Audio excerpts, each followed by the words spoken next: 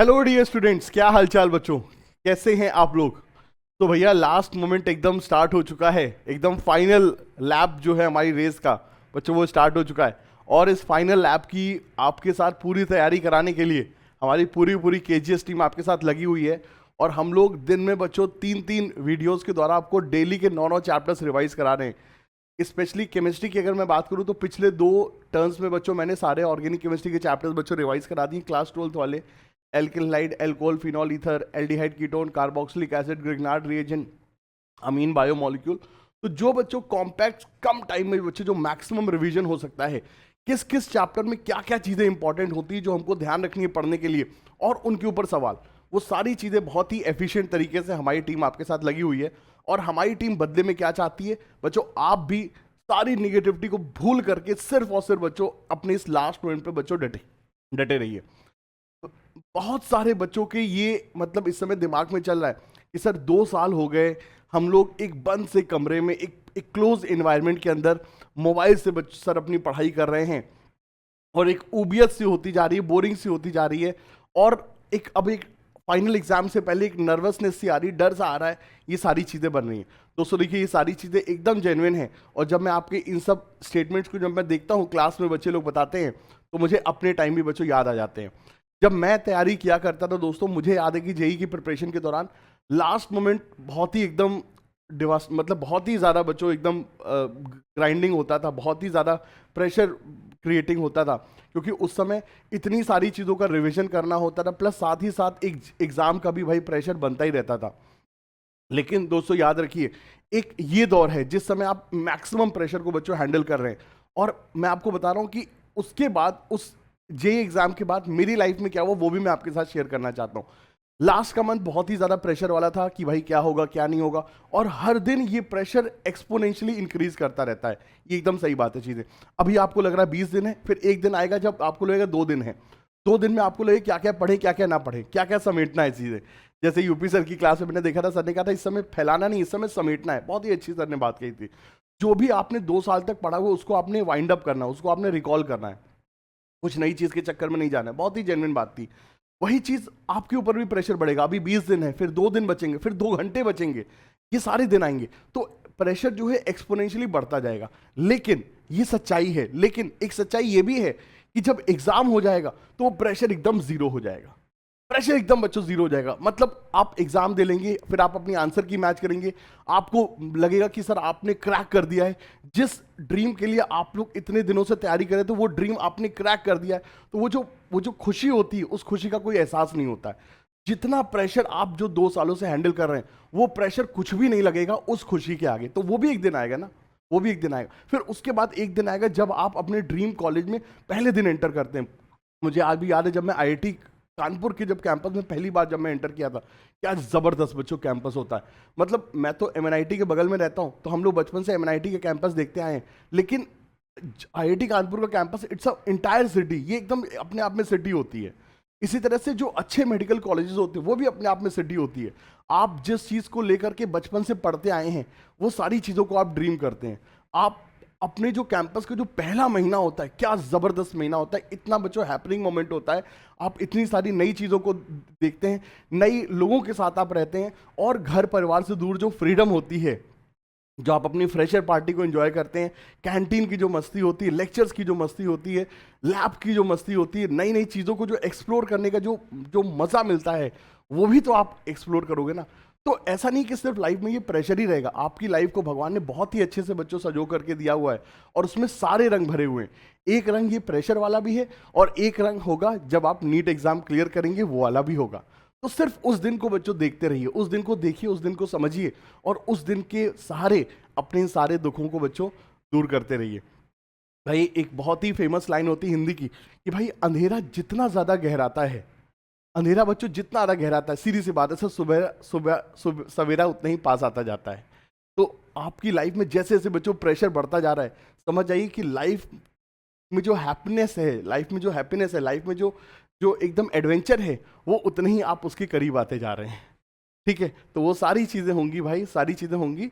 सब चीज़ का एक समय होता है। तो ऐसा नहीं कि आपकी लाइफ में सिर्फ ये मेहनत ही लिखी हुई है, मेहनत के बाद मस्ती भी लिखी है। कॉलेज की मस्ती भी होगी, ठीक है, मेडिकल कॉलेज की मस्ती भी होगी। आपको जो जो रिकॉग्निशन मिलेगा, जो फेम मिलेगा नीट एग्जाम क्लियर करने के बाद, वो भी आपको मिलेगा। सारी चीज़ मिलेंगी। बस कुछ ही दिन और बचे हुए हैं इन सभी अच्छी चीज़ों के आने से पहले के, ठीक है। तो बस इस लास्ट मोमेंट को बेटा ज़्यादा परेशान मत होइए, ज़्यादा सोचिए मत। सिर्फ जो इस समय आपको करना है क्या, practice. The only thing is needed is practice. Last में अपने सारी जो 2 साल तक आपने पढ़ा उन सभी चीज़ों को कलेक्ट करिए और सवाल लगाइए, प्रैक्टिस करिए। और मैं तो हमेशा बोल रहा हूँ कि लास्ट मोमेंट पे बच्चों प्लीज़ ध्यान रखिए, मतलब 2 दिन पहले तक खूब मेहनत करिए। 2 से 5 के टाइम स्लॉट को, जो नीट का स्लॉट है, उसको 100% अपने प्रैक्टिस के लिए यूज़ दीजिए। उसमें चेयर और कुर्सी पे बैठ करके अपनी आदत डाल लीजिए 2 से 5 वाले टाइम पीरियड के लिए। डाइट को लेकर के बहुत ध्यान रखना है, कुछ भी उल्टी सीधी चीज़ें नहीं खानी है। 5 तारीख के बाद तुम कुछ भी खा जाओ, हमें कुछ नहीं है। हमने तो अपने बैच में कहा कि भाई 5 तारीख के बाद तुम इंसान भी खा जाओ, हमें कोई दिक्कत नहीं। लेकिन अभी एकदम गर्मियों का दिन चल रहा है, तो कुछ भी अपने आप को बीमार नहीं करना है। और एग्ज़ाम से 2 दिन पहले भाई साहब नींद गायब हो जाती है। तो अगर एग्ज़ाम में जागना है तो सो जाना, ठीक है। 2 दिन पहले खूब अच्छे से भाई नींद ले लेना। अगर एग्ज़ाम में जागना चाहते हो तो 2 दिन पहले से अपनी स्लीप पे थोड़ा सा ध्यान रखना। That is very very mandatory. तो ये सब बेसिक चीज़ें हैं और हम लोग का काम है उसको बार बार आपको रिवाइज कराना, रिकॉल कराना, वो हम लोग कराते रहेंगे, ठीक है। चलिए सर, बहुत ही अच्छी बात है, सारी बातें होगी। लेकिन क्या करें, मतलब आप लोगों की बातों को देख करके, आप लोगों के दिनों को देख करके अपने दिन याद आ जाते हैं कि जब हम लोग तैयारी किया करते थे। तो इसलिए मन करता है कि भाई आप लोगों को बताएं कि भाई देखिए, लाइफ का एक दूसरा एस्पेक्ट भी होगा जो अभी आप लोग नहीं देख पा रहे हैं। लेकिन हाँ, 20 दिन, 25 दिन, 1 महीने के बाद आप उस एस्पेक्ट को भी जिएंगे, ठीक है। चलिए सर, बहुत अच्छी बात, ग्रेट, नाइस, वंडरफुल। इसी पॉजिटिविटी के साथ चलिए सर कार्यक्रम को शुरू करते हैं।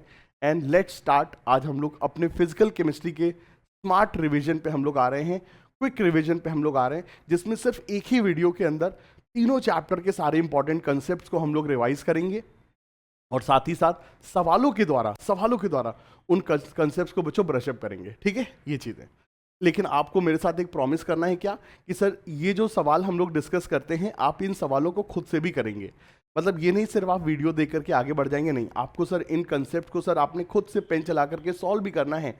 और अपना आंसर निकालने के बाद आप वीडियो को प्ले करके उसको आप देखेंगे, ठीक है। ये फिजिकल केमिस्ट्री और फिजिक्स की बात है। फिजिकल केमिस्ट्री फिजिक्स में सर देखिए, आपको सवाल पेन चला करके करना पड़ता है।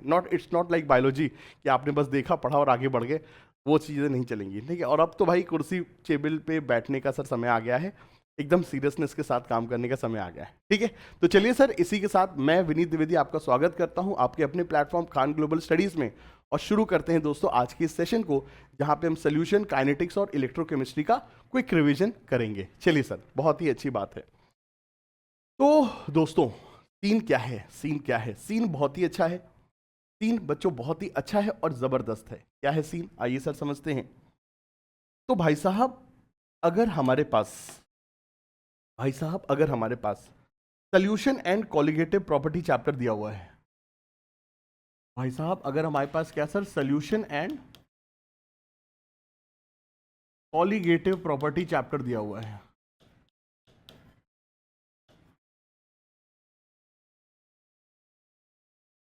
ठीक है। अगर दोस्तों हमारे पास solution and colligative property chapter दिया हुआ है,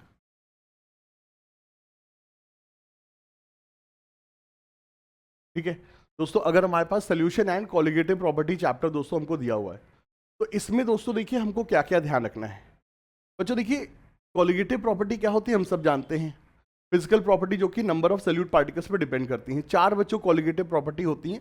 सबसे पहले लोअरिंग ऑफ वेपर प्रेशर वाली की बात करते हैं, क्योंकि इसके ऊपर बच्चों सबसे ज़्यादा सवाल आते हैं। लोअरिंग ऑफ वेपर प्रेशर वाली कॉलिगेटिव प्रॉपर्टी की बात करते हैं। दोस्तों देखिए, यहाँ पे क्या फॉर्मूले होते थे, अगर हमारे पास लिक्विड प्लस लिक्विड का सोल्यूशन होता है, अगर हमारे पास बेटा लिक्विड प्लस लिक्विड का सोल्यूशन होता है, तो बच्चा आइडियल सोल्यूशन में फॉर्मूला लगेगा पी सोल्यूशन बराबर P not A X A plus P not B X B, ठीक है सर। आइडियल सोल्यूशन में ये फॉर्मूला लगेगा। यहाँ पे दोस्तों वाई ए का फॉर्मूला, मतलब मोल fraction of component A in vapour phase, mole fraction of component A in vapour phase क्या था formula, P not A X A upon P total या पी सोल्यूशन, ठीक है सर, ये चीज।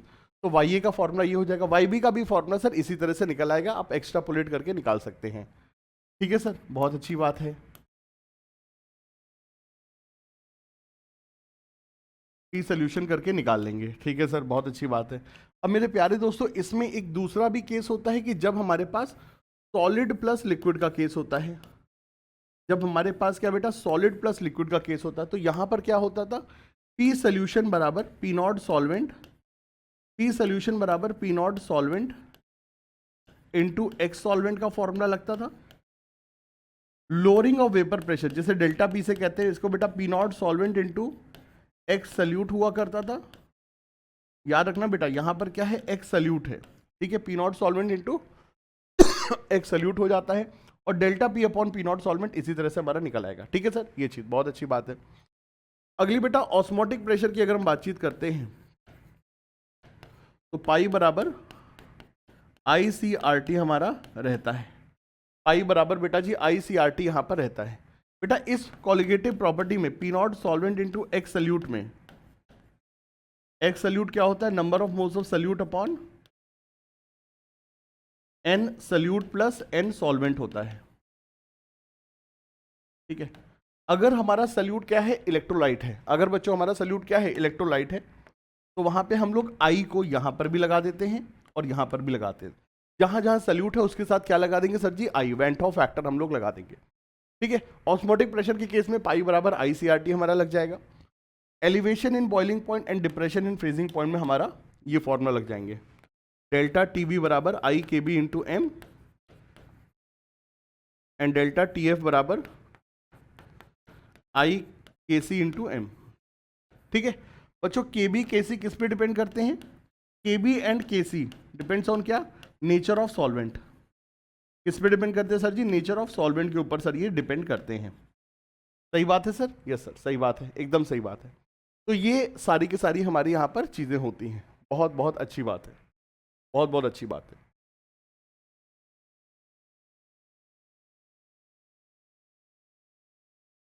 दोस्तों आपको ना चैप्टर में ideal solution, non ideal solution और पॉजिटिव डिविएशन, नेगेटिव डिविएशन के एग्जांपल बहुत ही बच्चों केयरफुली याद रखिए।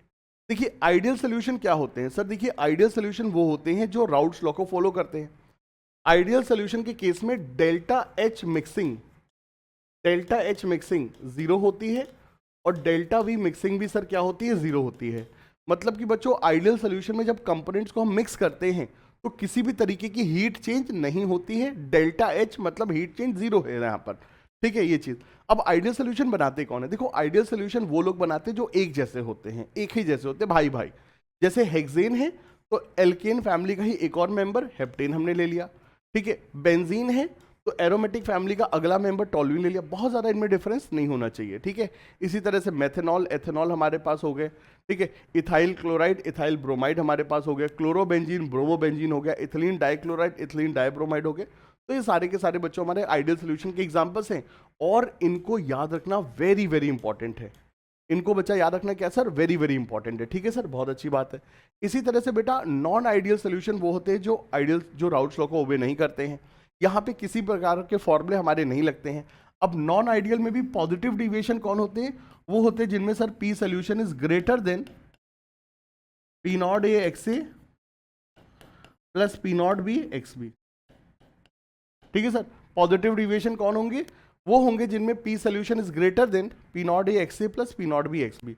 ऐसे सोल्यूशंस दोस्तों, ऐसे सोल्यूशन जहां पर P solution is greater than P not A X A plus P not B X B, ये हमारे पास क्या होंगे, पॉजिटिव डिविएशन। और बच्चा पॉजिटिव डिविएशन में डेल्टा H मिक्सिंग भी पॉजिटिव होगा और बच्चा डेल्टा V मिक्सिंग भी पॉजिटिव होगा। So delta H and delta V दोनों ही बच्चों क्या होंगे, पॉजिटिव होंगे।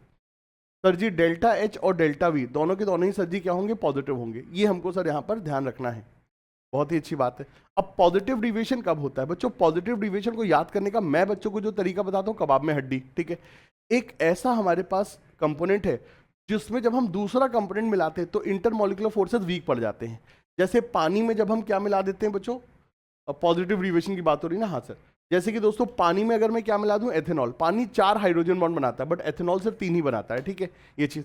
इसी तरह से बेटा एथेनॉल में आप कोई भी ऐसा बंदा डाल दो जो हाइड्रोजन बॉन्ड नहीं बना सकता है, जैसे साइक्लोहेक्सेन, बेंजीन, ठीक है, एसीटोन, कुछ भी आप डाल दो, नॉन हाइड्रोजन बॉन्डिंग वाला बंदा डाल दो तो भी हाइड्रोजन बॉन्ड की टेंडेंसी कम हो जाती है। तो ये भी हमारे पास है। एसीटोन में स्ट्रॉन्ग डाइपोल डाइपोल फोर्स है, हमने उसमें कार्बन डाइसल्फाइड डाल दिया, CCl4 डाल दिया, जो डाइपोल नहीं बना पाते हैं, जिनमें वेंडर वॉल फोर्स होता है, तो भी वहां पे सर हमारा काम हो जाएगा। ठीक है, ये नॉन हाइड्रोजन बॉन्डिंग कंपोनेंट है। CHCl3 में डाइपोल है, CCl4 में नहीं है। एसीटोन में डाइपोल है, कार्बन ईथर में नहीं है, कार्बन डाइसल्फाइड में नहीं है, तो ये हमारे पास बंदे हैं। ठीक है, इनमें जो ग्राफ होंगे हमेशा उठे हुए होंगे। ठीक है, ये चीजें। और बेटा नेगेटिव डिविएशन में क्या होगा, ऐसे बंदे होंगे जिनके बीच में बॉन्डिंग पहले से बेटर हो जाती है, मतलब कंपोनेंट्स को ऐड करने के बाद उनमें जबरदस्त दोस्ती हो जाती है। जैसे कि कभी भी हम एसिड में बेस मिला दें, एस्टिक एसिड और पायरिडीन, एसिड H+ देने के बाद नेगेटिवली चार्ज हो जाएगा, और पायरिडीन बेस है तो बेटा जी H+ लेने के बाद पॉजिटिवली चार्ज हो जाएगा, and they will undergo strong ionic bond. इसी तरह से बेटा एसिड और पानी मिला दे, नाइट्रिक एसिड और पानी अगर हम मिला दे तो भी वही होगा। ठीक है, H+ देने के बाद इसके ऊपर नेगेटिव चार्ज, H+ लेने के बाद इसके ऊपर बेटा positive charge, they will undergo क्या सर, स्ट्रॉन्ग आयनिक बॉन्ड। ठीक है, तो पानी नाइट्रिक एसिड, पानी HCl, पानी H2SO4 सब में यही होगा। ठीक है, acetic acid pyridine, phenol and aniline, sir ji phenol and aniline में भी सर हमारा यही होगा। ठीक है, इसी तरह से बेटा एसीटोन एंड क्लोरोफॉर्म, तो ये सारे एग्जाम्पल सर जो हैं जो हमको सर जी ध्यान रखने होंगे। ठीक है, नेगेटिव डिविएशन में क्या होगा, P solution is less than P0A plus P0B, P0A plus P0B। और बेटा जी यहाँ पे delta H and delta V दोनों ही बच्चों क्या होंगे, लेस देन 0 होंगे। अब आती है एक बहुत बहुत इंपॉर्टेंट बात। ठीक है, अब बच्चों आती है क्या, बहुत बहुत इंपॉर्टेंट बात, और ये बात नंबर ऑफ टाइम्स PYQs में सर यूज हो चुकी है, सभी PYQs में, जेई और नीट दोनों में यूज हुई है। क्या बात है सर, उसको बेटा जी आप ध्यान रखिए। सोल्यूशन चाहे आइडियल हो या नॉन आइडियल हो, सोल्यूशन चाहे आइडियल हो या नॉन आइडियल हो, आइडियल प्लस नॉन आइडियल दोनों ही सोल्यूशन की मैं बात करता हूं। ठीक है, सोल्यूशन चाहे आइडियल हो या नॉन आइडियल हो, अगर कंपोनेंट्स आपस में मिसबल हैं, अगर बेटा कंपोनेंट्स आपस में मिसबल हैं, तो मिक्सिंग का प्रोसेस स्पॉन्टेनियस होगा, सीधी सी बात है, चाहे आइडियल हो या नॉन आइडियल हो। अगर कंपोनेंट आपस में क्या है सर, मिसबल हैं, तो सर जी मिक्सिंग का प्रोसेस क्या होगा, स्पॉन्टेनियस होगा। और अगर बच्चों मिक्सिंग का प्रोसेस स्पॉन्टेनियस है, तो delta S mixing greater than 0 होगा, और delta G mixing less than 0 होगा। It is the condition of क्या, स्पॉन्टेनिटी। और ये बेटा स्पॉन्टेनिटी कंडीशन आइडियल वाले में भी लगेगी और नॉन आइडियल वाले में भी लगेगी, आइडियल में भी लगेगी, नॉन आइडियल में भी लगेगी। बस यहां पर एक चीज के लिए याद रखना, जो आज तक किसी कॉम्पिटिटिव एग्जाम में नहीं यूज हुआ है, वो क्या है, डेल्टा S सराउंडिंग का। बच्चा देखो, तुम लोगों को डेल्टा S सराउंडिंग का फॉर्मूला थर्मोडायनेमिक्स में मैंने पढ़ाया हुआ है सर, थर्मोडायनेमिक्स तुमको रात रात भर जा करके मैंने पढ़ाई हुई है। तो डेल्टा S सराउंडिंग का फॉर्मूला क्या होता है sir, minus delta Q system upon T। अब मेरे प्यारे बच्चे, अगर आइडियल सोल्यूशन है तो Q क्या होगा, 0 होगा, और नॉन आइडियल सोल्यूशन है तो पॉजिटिव में पॉजिटिव होता है, नेगेटिव में नेगेटिव होता है। तो वो वैल्यू आप रख करके यहां पर आंसर को निकालोगे। डेल्टा S सराउंडिंग अगर पूछेगा तो उसमें अंधी 0 मत कर देना। ये डेल्टा S टोटल और डेल्टा S सिस्टम का फॉर्मूला है। Delta S total greater than 0 होगा, डेल्टा S सिस्टम भी ग्रेटर देन 0, क्योंकि मिक्सिंग में हमेशा रैंडमनेस बढ़ती है। ठीक है, लेकिन डेल्टा S सराउंडिंग से हम पूछ रहे हैं, तो वो हमेशा इस फॉर्मूले से निकलती है, और आपने ये फॉर्मूले के हिसाब से इंथैल्पी के आधार पर डेल्टा S सराउंडिंग निकालनी है, आइडियल और नॉन आइडियल दोनों के लिए। वेरी वेरी इंपॉर्टेंट कंसेप्ट मैं बता रहा हूं। नीट 2024 में अगर आ गया तो आप ये मत कहना कि सर ने नहीं बताया, सर ने थर्मोडायनेमिक्स में बताया था और अभी बता दे रहे हैं। ठीक है, ये चीजें।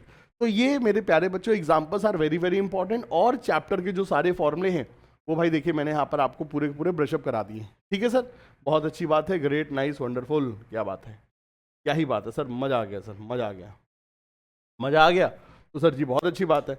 अब यहाँ पे सर हम पढ़ेंगे क्या, केमिकल काइनेटिक्स के फॉर्मूले। किसके फॉर्मूले पढ़ेंगे सर जी, केमिकल काइनेटिक्स के फॉर्मूले पढ़ेंगे।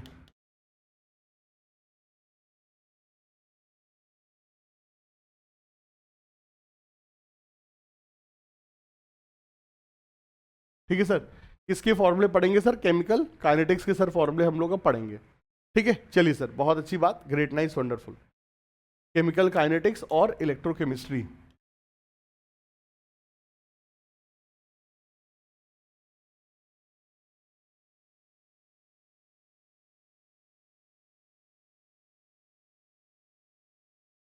ठीक है सर, चलिए सर, बहुत ही अच्छी बात है। अब मेरे प्यारे दोस्तों, हमने जब सोल्यूशन एंड कॉलिगेटिव की सारी चीजें कर ली हैं, तो चलिए पहले जल्दी से इनके ऊपर कुछ सवाल कर लेते हैं, क्योंकि थ्योरी के बाद सवाल करना is very important, specially physical chemistry में तो सवाल करना इज वेरी वेरी इंपॉर्टेंट। आपको पेन चलाना बहुत इंपॉर्टेंट है, और पेन भी अब कैसे चलाना है, टाइमर के साथ, कि आपको टाइम अपने आप को एनालाइज करना है, ठीक है। चलिए सर, ग्रेट, नाइस, वंडरफुल, जल्दी चलिए सर प्रैक्टिस क्वेश्चंस करते हैं। तो सर देखिए पहला सवाल ये आ गया, विच of the following colligative properties dependent on temperature, which of the following colligative properties dependent on temperature. इसके बारे में सर देखिए हमसे यहाँ पर पूछ रहे हैं, ठीक है। अब बच्चों देखिए सीन क्या होता है, किसी भी कॉलिगेटिव, किसी भी कंसंट्रेशन टर्म में, बच्चों देखिए किसी भी कंसंट्रेशन टर्म में अगर वॉल्यूम आ गया तो वो टेम्परेचर के ऊपर डिपेंडेंट होगी, ठीक है। किसी भी कंसंट्रेशन टर्म में अगर बच्चों वॉल्यूम है तो सर वो क्या होगा, टेम्परेचर के ऊपर डिपेंडेंट होगा। तो मोलारिटी, बच्चों मोलारिटी जो है इसका फॉर्मूला क्या होता है, number of moles upon volume, ये टेम्परेचर के ऊपर डिपेंडेंट होती है। हमसे क्या बोला हुआ है, which of the following is dependent on temperature, ये सर मोलारिटी होगी। Molality number of moles upon mass of solvent होता है, ये इंडिपेंडेंट होगी।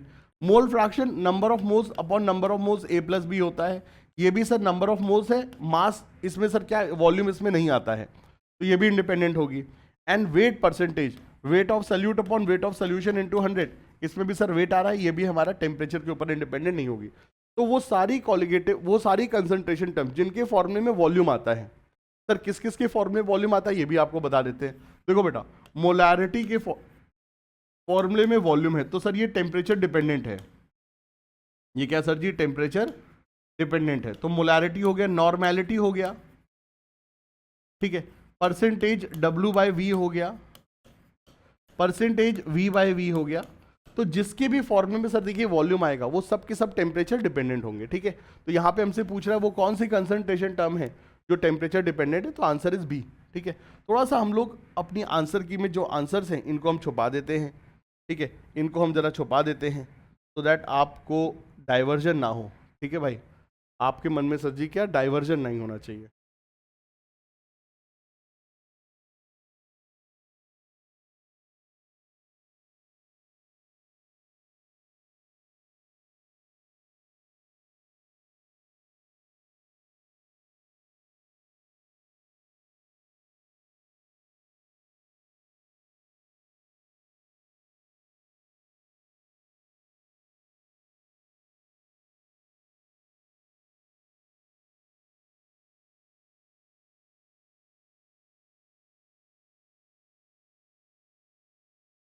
चलिए सर अगले एक सवाल पे आते हैं। An aqueous solution of a solute, इसका मॉलिक्यूलर वेट 60 है, डेंसिटी इतना, if the molality is 3 molar then the molarity हमसे पूछ रहा है। बच्चों देखिए एक कंसंट्रेशन टर्म की मदद से दूसरा कंसंट्रेशन टर्म काफी कॉमन होता है। इस तरह के सवालों को करने का जो बेसिक कंसेप्चुअल अप्रोच होता है वो मैंने आपको बता रखा है कि भाई जो कंसंट्रेशन होता है वो सोल्यूशन के ऊपर डिपेंडेंट नहीं होता है। जो कंसंट्रेशन होता है जो कंसंट्रेशन होता है बेटा वो अमाउंट ऑफ सोल्यूशन के ऊपर डिपेंडेंट नहीं होता है। मतलब कि पेप्सी की चाहे 2 लीटर की बोतल ले या 1 लीटर की बोतल ले या 100 ml की बोतल ले, पेप्सी में जो शुगर की कंसंट्रेशन है वो तीनों जगह बेटा सेम ही होगी। तो कंसंट्रेशन इज इंडिपेंडेंट ऑन क्या, amount of solution. It is only dependent on क्या सर, नेचर ऑफ सोल्यूशन, ठीक है। वो सिर्फ सोल्यूशन के नेचर पे डिपेंड करती है, अमाउंट पे डिपेंड नहीं करती है। तो आप यहां पे क्या करते हैं, जो भी कंसंट्रेशन टर्म दिया उसे डिफाइन करते हैं, डेफिनेशन लगाते हैं, डेफिनेशन लगा करके आपको क्वांटिटीज मिल जाती हैं, उसको आप टेबल में रखते हैं कि भाई सल्यूट इतना है, सॉल्वेंट इतना है, सोल्यूशन इतना है, और उन क्वांटिटीज के आधार पे जो भी टर्म निकालना है उसके फॉर्मूले में इनको पेस्ट कर देते हैं। तो मोलारिटी को देखिए यहाँ पे अगर हम करना चाहते हैं तो कैसे करेंगे सर, हमको मोलालिटी दी है, मतलब मोलालिटी का मतलब क्या है सर, मोलालिटी है यहाँ पर the aqua solution has density इतना, मोलालिटी इज 3, मतलब क्या है बेटा 3 mole solute, 3 mole solute is present in क्या सर 1 kg सॉल्वेंट, क्या बेटा जी 1 kg सॉल्वेंट, ये हमारे पास आ गया। तो बेटा सल्यूट की डेफिनेशन आ गई, सॉल्वेंट की आ गई, इतना हमारे पास आ गया। अब हमको निकालना क्या है, मोलारिटी निकालना है। तो मोलारिटी क्या होता है, number of moles of solute upon volume of solution in litres, अपॉन क्या sir, volume of solution in litres. अब देखो बेटा नंबर ऑफ मोल सल्यूट कितने दिए, 3 मोल दिए हैं। अब हमें सोल्यूशन का वॉल्यूम निकालना है। अब सोल्यूशन का वॉल्यूम कैसे निकालें, पहले सोल्यूशन का वॉल्यूम निकालना है तो उसके लिए डेंसिटी का जरूरत पड़ेगा, और डेंसिटी कितनी दी, इतनी दी हुई है। तो भाई देखो सोल्यूशन का वॉल्यूम कैसे निकालेंगे, mass of solution upon density of solution, mass of solution upon density of solution, और लीटर में कन्वर्ट करने के लिए इसको 1000 से डिवाइड कर देंगे। चलिए सर जी, अब सोल्यूशन का मास क्या होगा, देखो सल्यूट का मास कितना होगा, नंबर ऑफ मोल्स में मॉलिक्यूलर वेट मल्टीप्लाई कर देंगे तो मास ऑफ सल्यूट आ जाएगा। सल्यूट 180 है, सॉल्वेंट 1000 है, तो टोटल सोल्यूशन का मास हो जाएगा 1180 ग्राम। इसको बेटा जी डेंसिटी से हम डिवाइड कर देंगे तो हमारे पास वॉल्यूम ऑफ सोल्यूशन आ जाएगा, और इसको 1000 से डिवाइड कर देंगे तो सर ये वैल्यू लीटर में आ जाएगी। तो ये हमारा आ गया क्या सर, मोलारिटी का एक्सप्रेशन। ये हमारे पास क्या आ गया सर जी, मोलारिटी का एक्सप्रेशन। अब इसको बस सॉल्व कर लीजिए, और नीट में चीजें बड़ी जेन्युइन होती हैं। नीट में बच्चों चीजें क्या बहुत ही जेन्युइन होती हैं। Calculations are not meant to be very very tricky. आप थोड़ा बहुत अप्रोक्सीमेशन करेंगे तो काम बच्चों काम भर का हो जाता है। देखो दोस्तों, यहां पे अगर हम बातचीत करें, ये जो सवाल हमको दिया गया है, ये सवाल हमको ऐसे दिया गया कि यहां पर जो वैल्यूज है दे आर क्वाइट क्लोज। ठीक है, ये वैल्यू सर जी बहुत बहुत क्लोज है। तो यहां पे हमको सर अपने इस डिवीजन को बहुत ही केयरफुली करना पड़ेगा। ठीक है, चलिए सर देखते हैं। तो ये हो जाएगा 2940 और साथ में क्या सर 1180। ठीक है सर, ये हमारे पास हो जाएगा। अब इसको हम लोग देखते हैं सर ये वैल्यू हमारी कितनी बनती है। ठीक है सर, ये देखते हैं भाई ये वैल्यू हमारी कितनी बनती है। तो ठीक है भाई, ये वैल्यू देखते हैं कितनी बनती है। तो भाई देखिए सर्टेनली वैल्यू 3 के ऊपर तो नहीं जाएगी। ये वैल्यू देखिए सर 3, और ये सारे जो नंबर्स है दे आर रॉन्ग सर, क्योंकि 11 का जो ट्रिपल होता है वो सर 3300 के आसपास चला है। तो ये वैल्यू सर देखिए 3 पे तो नहीं जा रही है, ये वैल्यू 3 से थोड़ी कम आ रही है। तो इसका जो सही आंसर है क्या होगा सर, ऑप्शन नंबर बी। क्या इसका सही आंसर होगा sir ji, option number B will be the correct answer. ठीक है, तो ये वैल्यू 3 से कम है, तो इसीलिए जो वैल्यू हमारी 3 से कम थी उसको हमने सर टिक कर दिया। ठीक है सर, यस सर। अब इस सवाल को करने का एक और क्लोज तरीका भी होता है, जो मोलालिटी के लिए आपको लास्ट मिनट पे याद रखना बहुत जरूरी है। वो क्या है सर, राम upon MS. Sir ji capital M बराबर 1000 rho M upon 1000 plus MMS. इससे भी सर ये सवाल हो जाएगा एक झटके में। तो आप अगर मोलारिटी और मोलालिटी के बीच के एक्सप्रेशन को जानते हैं तो बहुत अच्छा है। राम अपॉन एमएमएस, रो क्या है डेंसिटी ऑफ सोल्यूशन, एम क्या है मोलालिटी, और इससे अपना काम हो जाएगा। चलिए सर जी बात करते हैं। सो 1000 रो कितना है सर, डेंसिटी कितनी है सर जी 0.98, एम क्या है मोलालिटी कितनी है sir ji 3, and 1000 plus MMS, M क्या है 3 और मॉलिक्यूलर वेट कितना है 60। सॉल्व करेंगे सर वही एक्सप्रेशन आएगा जो अभी हमने यहाँ पर सॉल्व किया हुआ है। ठीक है, तो इससे भी अपना आंसर आ जाता है। चलिए सर, बहुत अच्छी बात, ग्रेट, नाइस, वंडरफुल। आगे बढ़ते हैं आते हैं अगले सवाल पे। नीट का पीवाईक्यू है। Correct value of vapour pressure of a binary solution at 45 degree where benzene and octane are in molar ratio 3:2। ठीक है, ओके बच्चों देखो, दो लिक्विड का सोल्यूशन है। क्या है सर, हमारे पास दो लिक्विड का सोल्यूशन है, तो वहां पे वेपर प्रेशर कितना होगा ये हमसे पूछ रहा है। एक की वैल्यू 280 है और एक की वैल्यू 420 है, तो हमसे पूछ रहा है जो वेपर प्रेशर होगा सर कितना होगा, 280 एंड 420। अब देखो तुमको यहाँ पे मैं एक गोल्डन चीज बताता हूँ, जो पी सोल्यूशन होता है ना वो हमेशा बेटा P not A P not B के बीच में होता है। हमेशा इसकी वैल्यू क्या बेटा पी नॉट ए और पी नॉट बी के बीच में होती है, ये बात याद रखो भाई। ग्राफ अगर तुम देखोगे बेटा जी, अगर तुम ग्राफ देखोगे ईयर लॉन्ग कोर्सेज में जब हम बच्चों को पढ़ाएंगे तो ये सब चीजें उनको बताते हैं कि भाई पी सोल्यूशन जो है वो पी नॉट ए और पी नॉट बी के बीच में, इस चीज को याद रखो आप। नॉन आइडियल में ऐसा नहीं होता, वो ऊपर भी जा सकता है नीचे भी जा सकता है, बट आइडियल में क्या होता है P not A P not B के बीच में होता है। अब देखो ये कितनी गोल्डन इंफॉर्मेशन है, कितनी बच्चों देखिए गोल्डन इंफॉर्मेशन है। वैल्यू जो होगी 280 और 420 के बीच में ही होगी, जो वैल्यू होगी 280 420 के बीच में होगी, 280 और 420 के बीच में होगी। ये दोनों में से कोई भी आंसर हो सकता है, समझिए बच्चों। ये सब छोटी छोटी चीजें लास्ट मिनट पे आपकी स्पीड को इनहांस करने के बड़े काम आती है। ठीक है, तो इन दोनों में से ही बच्चों देखिए कोई आंसर होना चाहिए। ठीक है, अब चलो क्या आंसर होगा उसको हम लोग चलो निकाल लेते हैं। अब देखो यहाँ पे मोलर रेशियो क्या दिया गया है 3:2। मतलब क्या है कि नंबर ऑफ मोल्स बेंजीन के and number of moles octane के इस रेशियो में सर 3:2 के रेशियो में। मतलब क्या, अगर इसके नंबर ऑफ मोल्स 3n है तो इसके नंबर ऑफ मोल 2n होंगे, ये आपने मान लेना है। 3:2 मतलब इनके नंबर ऑफ मोल्स क्या ले लोगे 3n 2n आप ले लोगे। अब बस काम खत्म, सॉल्व कर लो, गेम ओवर। तो बेटा जी पी सोल्यूशन बराबर P not A, P solution बराबर क्या sir G P not A, benzene लेते हैं। कितना है सर बेंजीन का 280, और बेंजीन का मोल फ्रैक्शन कितना होगा 3n/5n plus P not B. Octane कितना है सर जी 420, 420 हाँ 420 ही पे नहीं आना है। ठीक है सर, लास्ट मोमेंट पे एकदम ईमानदारी से काम करनी है। चलिए सर ये अपने पास हो जाएगा, तो 280 इंटू 3/5 प्लस 420 इंटू 2/5। अब बस इसको सॉल्व कर लेंगे, काम खत्म, गेम ओवर। अब ये कैलकुलेशन के बाद देखते हैं सर जी क्या आएगा, थोड़ा सा बच्चों कैलकुलेशन करना ही पड़ेगा। तो 28 कितना हो जाएगा सर, 28 हो जाएगा हमारा 75 और 9 सर ये 84 हो जाएगा, 840 हो जाएगा, एंड 420 ये भी सर 840 हो जाएगा। क्या बात है सर, अपॉन 5, तो 840 into 2/5 and this value will comes out to be 1680 upon 5 और हो जाएगा 3 3। ठीक है सर जी, तो आंसर विल बी 336। आंसर इसका क्या हो जाएगा सर जी, 336।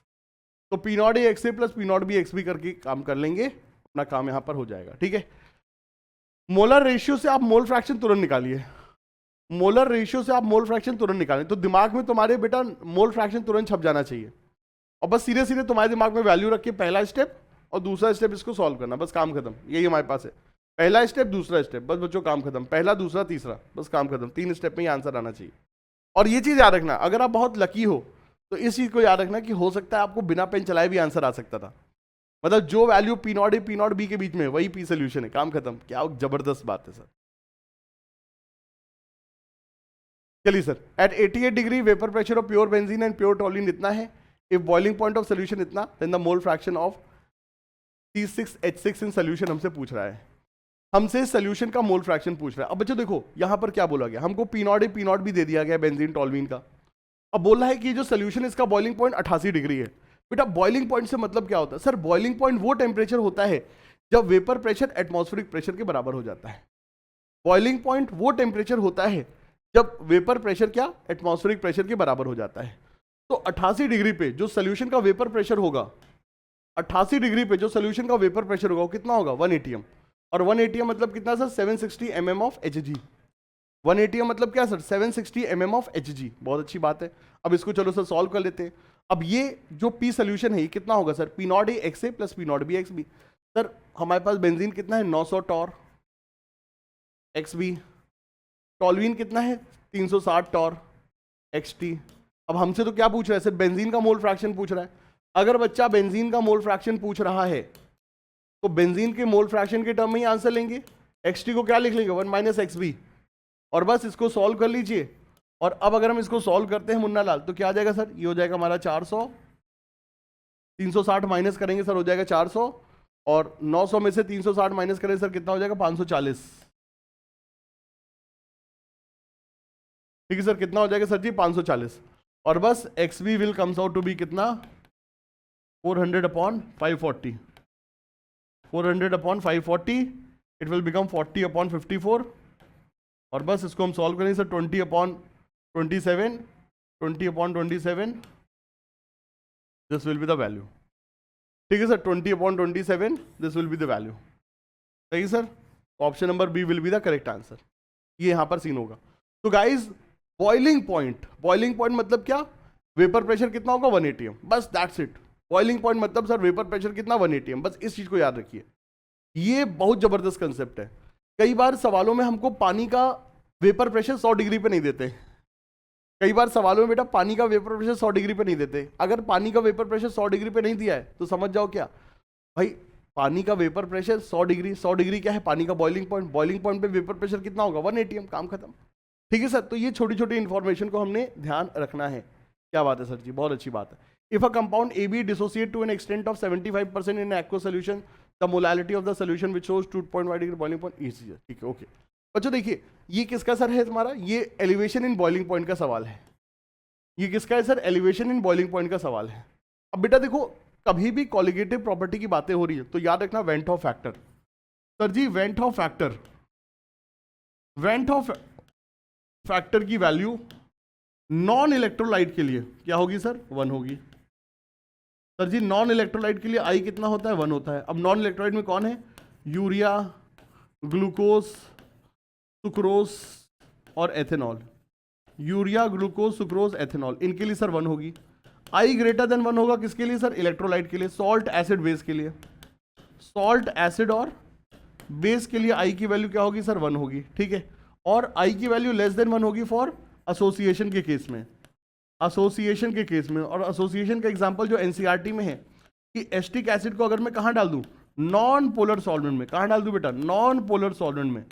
पोलर सॉल्वेंट में तो आयनाइज हो जाएगा, लेकिन नॉन पोलर सॉल्वेंट में ये क्या होगा, डायमराइज कर जाता है। जैसे कि बेटा बेंजीन हो गया, हेक्सेन हो गया, ठीक है, इन सब में अगर आप डाल दोगे तो ये डाइमराइज कर जाता है, ठीक है, इस चीज को याद रखेंगे। चलिए सर सवाल पे आते हैं। तो हमारे पास सॉल्ट है AB, डिसोसिएट कर रहा है 75%, मतलब परसेंटेज अल्फा हो गया 75%, तो अल्फा हो जाएगा कितना, 0.75 हो जाएगा। अल्फा कितना हो जाएगा सर जी, 0.75 हो जाएगा। बेटा जी आई की वैल्यू क्या होगी, 1 minus alpha plus N alpha. I की वैल्यू क्या होगी, 1 minus alpha plus N alpha. तो 1 माइनस 0.75, एन कितना है 2.75, 1 माइनस 0.75 प्लस एन कितना है 2.75। अब बेटा जी इसको अगर मैं सॉल्व करूंगा तो कितना आएगा, 0.25 एंड 1.5, 1.75 आ जाएगा। तो आई बिकम्स कितना, 1.75। सर जी आई कितना हो जाएगा, 1.75 हो जाएगा। आई कितना हो जाएगा सर जी, 1.75 हो जाएगा। बहुत अच्छी बात, आई हमारा इतना आ जाएगा। अब बस डेल्टा टीबी बराबर I K B into M. Sir delta TB बराबर I K B into M, ये यहां पे होगा। सर आई की वैल्यू क्या होगी, 1.75, के बी कितना होगा 0.52, और एम मोलैलिटी कितनी होगी सर, मोलैलिटी कितनी दी गई सर यहाँ पर, मोलैलिटी हमसे पूछी जा रही है। और डेल्टा टीबी कितना है सर, 2.5। डेल्टा टीबी कितना है सर, 2.5। अब भाई देखो हमें नीट में सर देखो जल्दी जल्दी काम करना है, ठीक है। यहाँ पर एम निकाल लेते हैं, ये 0.52 को 0.5 ले लो, 0.52 क्या ले लो, 0.5 ले लो। 0.5 इसको काटेगा कितना हो जाएगा सर, लगभग लगभग 5 हो जाएगा। अब 5/1.75, 5/1.75 इसको कर लीजिए, और ये वैल्यू कितनी हो जाएगी सर, 10 अपॉन ये पॉइंट, हाँ 0.5 से अगर इसको 0.25 से इसको अगर हम काटते हैं तो 20 अपॉन और 4 3 7, तो 20/7। सो मोलैलिटी कितनी हो जाएगी सर, 20/7, ये हमारे पास हो जाएगा।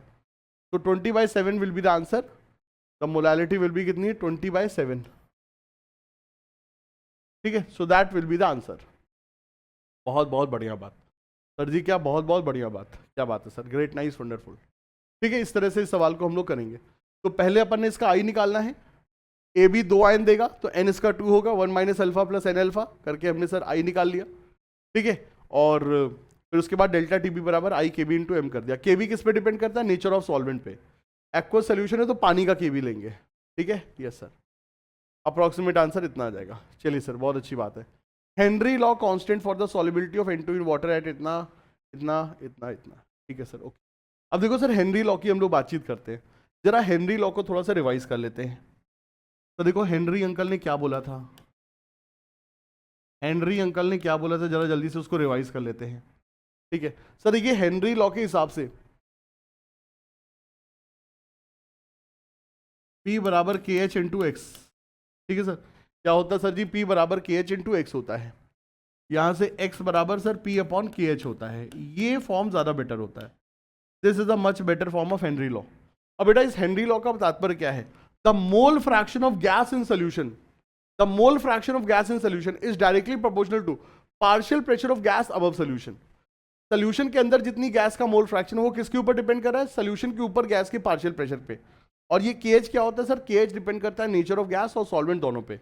लेकिन याद रखना जो सॉल्युबिलिटी है वो केएच के इनवर्सली प्रोपोर्शनल है, इस चीज पे ध्यान रखना। Solubility of gas, solubility of gas is inversely proportional to magnitude of KH. अब इसका मतलब आप याद रखना, टेम्परेचर बढ़ने पर केएच बढ़ता है, टेम्परेचर बढ़ने पे केएच बढ़ता है, और जैसे जैसे केएच बढ़ेगा सॉल्युबिलिटी घटती है, सॉल्युबिलिटी घटती है। ये चीज हम लोग जानते हैं, इसीलिए कोक वगैरह की बोतल को, कोका कोला वगैरह की बोतल को ठंडे में स्टोर करते हैं। क्यों, क्योंकि ठंडे में ज्यादा गैस पानी के अंदर बच्चा डिजोल्व हो जाती है, और हमको एक थ्रिलिंग बच्चों टेस्ट मिलता है, तूफान है, तूफान, तूफान का बच्चों हमको टेस्ट यहाँ पर मिलता है। चलिए सर, तूफान है या आंधी है या लू है ये तो नहीं पता, लेकिन हाँ जो है वो ये कंसेप्ट है कि ठंडा करने पर जो CO2 है ज्यादा बच्चों पानी के अंदर डिजोल्व कर जाती है। क्या बात है सर, बहुत अच्छी बात। तो ये हमारे पास यहाँ पर सीन है। अब चलो सर इस सवाल को देखते हैं, ये अपने आप का एक लेजेंडरी क्वेश्चन है। मुझे लगता है सर इससे अच्छा कोई क्वेश्चन हेनरी लॉ के ऊपर आज तक सर नहीं बनाया, ठीक है। चलिए सर समझते हैं। देखो KH की वैल्यू कितनी है सर, सर जी KH की वैल्यू है 10⁵ ATM, ठीक है sir. The mole fraction of N2 in air. देखो हवा में N2, ये किसकी बात हो रही है सर? ये हवा की बात हो रही है। हेनरी लॉ किस में बात करता है? सोल्यूशन में गैस की बात करता है। ये हवा की बातें हो रही है, ठीक है। The mole fraction of N2 in air is कितना? 0.8, ठीक है। हवा में N2 का मोल फ्रैक्शन इतना है। The number of moles of N2 from air dissolve in 10 mole of water हम एट 5 atm प्रेशर। अब देखो ये यहां पे समझिए आप, हमको x N2 के बारे में बातचीत करनी है, तो इसके लिए सर KH इंटू P, ठीक है। P बराबर KX होता है, सो x बराबर P अपॉन KH, ठीक है सर, ये यहां पर होगा। अब यहां पर एक चीज समझिएगा, अगर तुमको मोल फ्रैक्शन ऑफ N2 चाहिए पानी में, तो तुम्हें पार्शियल प्रेशर भी किसका चाहिए? N2 का चाहिए। तुम्हें क्या चाहिए? पार्शियल प्रेशर N2 का चाहिए। लेकिन यहां पर 5 atm किसके बारे में बात कर रहा है सर? 5 atm बात कर रहा है एयर की। ये सर एयर का प्रेशर है। अब बच्चा यहां पे यही गलती करता है, वो यहां पे प्रेशर की जगह पे 5 रख देता है, ये गलत है सर। आपको अगर N2 के मोल्स जानने हैं तो N2 का ही प्रेशर लेना पड़ेगा। अब एयर में N2 का प्रेशर क्या होगा? एयर में N2 का प्रेशर क्या होगा? तो बेटा एयर क्या है? एक मिक्सचर है सर। एयर क्या है? एक मिक्सचर है O2 N2 का। तो यहां पे क्या लगा लेंगे? डाल्टन्स लॉ, और डाल्टन्स लॉ के हिसाब से पार्शियल प्रेशर ऑफ N2 बराबर P total into x N2, P total into x N2। Sir total pressure 5 atm है, और एयर में बेटा N2 का मोल फ्रैक्शन कितना है? 0.8 है। तो मुन्ना लाल ये कितना हो जाएगा? 4 atm। तो ये यहां पे सर देखिए सबसे इंपॉर्टेंट है, आप पहले N2 का पार्शियल प्रेशर निकालोगे, क्योंकि N2 के पार्शियल प्रेशर से ही आप N2 की सॉल्युबिलिटी निकालोगे, ठीक है सर। अब ये यहां पे आ गया 4 atm। अब इसको हम यहां पे सर पुट कर देते हैं, तो 4 atm और KH कितना है सर? हेनरी लॉ कांस्टेंट कितना है? 10 की पावर 5 है, ठीक है। अब x N2 क्या होगा? Number of moles of N2 upon number of moles of water. Sir नीचे तो टोटल मोल लेते हैं, मुन्ना लाल गैस कम सॉल्युबल होती है, मुन्ना लाल गैस की सॉल्युबिलिटी कम होती है। अब चूंकि बेटा गैस की सॉल्युबिलिटी कम है, तो टोटल मोल में हम गैस के मोल्स को इग्नोर कर सकते हैं हमेशा, बिंदास बिंदास ये काम आप करो, हेनरी लॉ में ये काम बिंदास करिए। तो टोटल मोल निकालते समय सर जी आप सल्यूट गैस के मोल को इग्नोर कर दो, सिर्फ सॉल्वेंट के मोल लो, और इंपॉर्टेंट कंसेप्ट, कैलकुलेशन फास्ट हो जाती है। अब बस काम खत्म। कितना हमारे पास पानी है? पानी कितना है सर हमारे पास सर पानी है 10 मोल, 10 मोल वाटर है, बस काम खत्म। So number of moles of N2 बराबर 4 अपॉन 10 की power 5 into number of moles पानी 10, तो 4 इंटू 10 की पावर माइनस 4 मोल। बहुत ही कम मोल बेटा पानी नाइट्रोजन के पानी में डिसॉल्व हो रहे हैं, बहुत ही बच्चों कम मोल नाइट्रोजन के पानी में सर डिसॉल्व हो रहे हैं। तो आंसर कितना हो जाएगा? ए।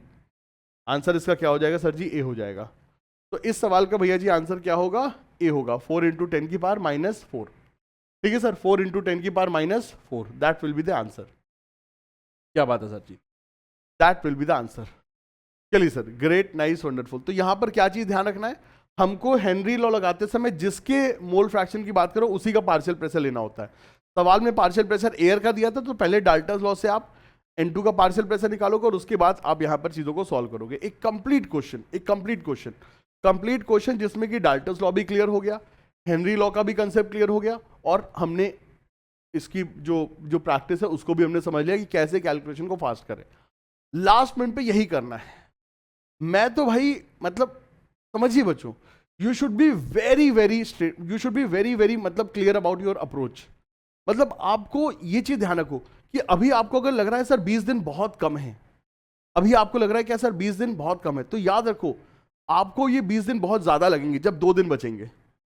जब आपके पास रिवीजन के लिए 2 दिन बचेंगे तब आप सोचो काश 10 दिन और मिल जाए तो नीट में तो सर हम बवाल मचा दें। तो you should be very clear, आपको पता होना चाहिए क्या कि हमें जब 10 दिन बचेंगे तब मुझे क्या क्या पढ़ना है, मुझे सर इससे पढ़ना है, इससे पढ़ना है, इससे। ये सवाल लगाऊंगा, अगर मैं ये सवाल लगाऊंगा सर इस सवाल से मेरे सारे कंसेप्ट क्लियर हो जाएंगे। ये होता है बच्चों, मैं तुमको 100 सवाल कराऊं, मैं तुम्हें 500 सवाल कराऊं, बेवकूफी है वो, वैल्यू रख रख करके बस सवाल करें।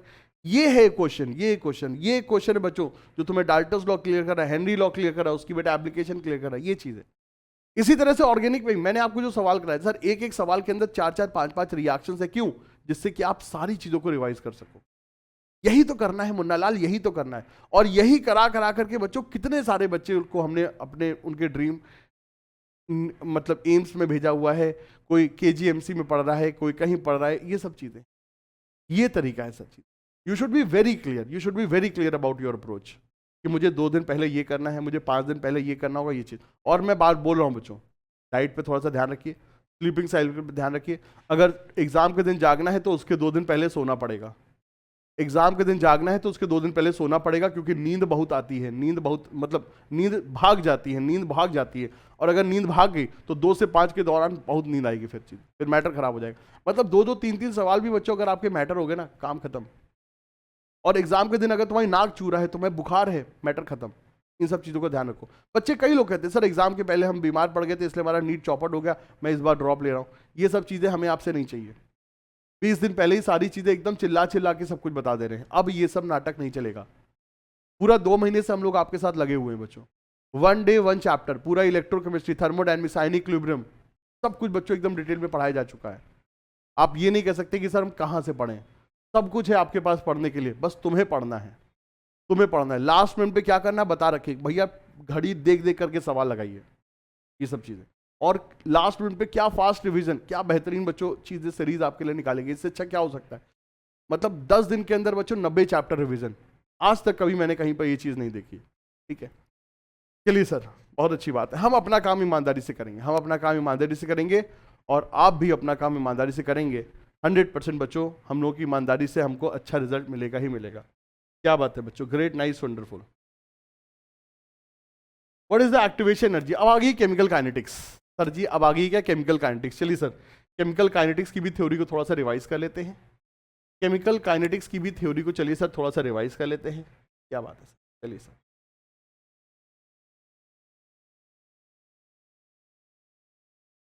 हाँ हाँ हाँ हाँ हाँ हाँ हाँ।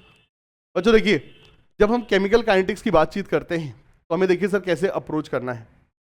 सबसे पहली चीज समझिए, अगर हमारे पास एक रिएक्शन है 2A कन्वर्टिंग इनटू 3B, अगर हमारे पास एक रिएक्शन है 2A कन्वर्टिंग इनटू क्या 3B, तो यहां पे sir ji rate of reaction is defined as क्या, -1/2 dA by dt which will be equal to +1/3 dB by dt।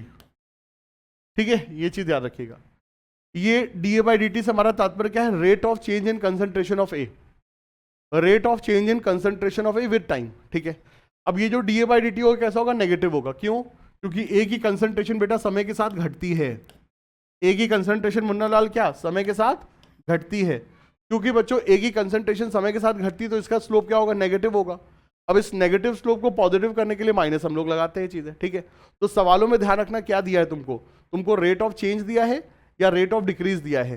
This is क्या, this is just rate of change in concentration of A, और इसमें अगर minus लगा दिया तो it is rate of decrease in concentration of A. समझ रहे हो, और इसमें जब 2 से डिवाइड कर दिया, स्टोकियोमेट्रिक कोएफिशिएंट से डिवाइड कर दिया, क्या बन गया, ये रेट ऑफ रिएक्शन बन गया। चलिए सर बहुत अच्छी बात है। बच्चों ध्यान रखिए, रेट ऑफ रिएक्शन की यूनिट किसी काम की नहीं होती है, it is always mole per litre पर सेकेंड। किसी काम की नहीं है, मैं क्या बोल रहा हूं, किसी काम की नहीं है ये नहीं कि काम की है, ये नहीं काम की है। रेट ऑफ रिएक्शन की यूनिट का कोई मतलब नहीं है। लेकिन किसका मतलब है बच्चों, मतलब होता है सर रेट कांस्टेंट की यूनिट का। रेट कांस्टेंट की यूनिट इज आपके लिए सब कुछ है। सवालों में बच्चों रेट कांस्टेंट की यूनिट आपके लिए सर सब कुछ होता है। सर जी के की यूनिट क्या होती है, के की यूनिट होती है sir ji mole per litre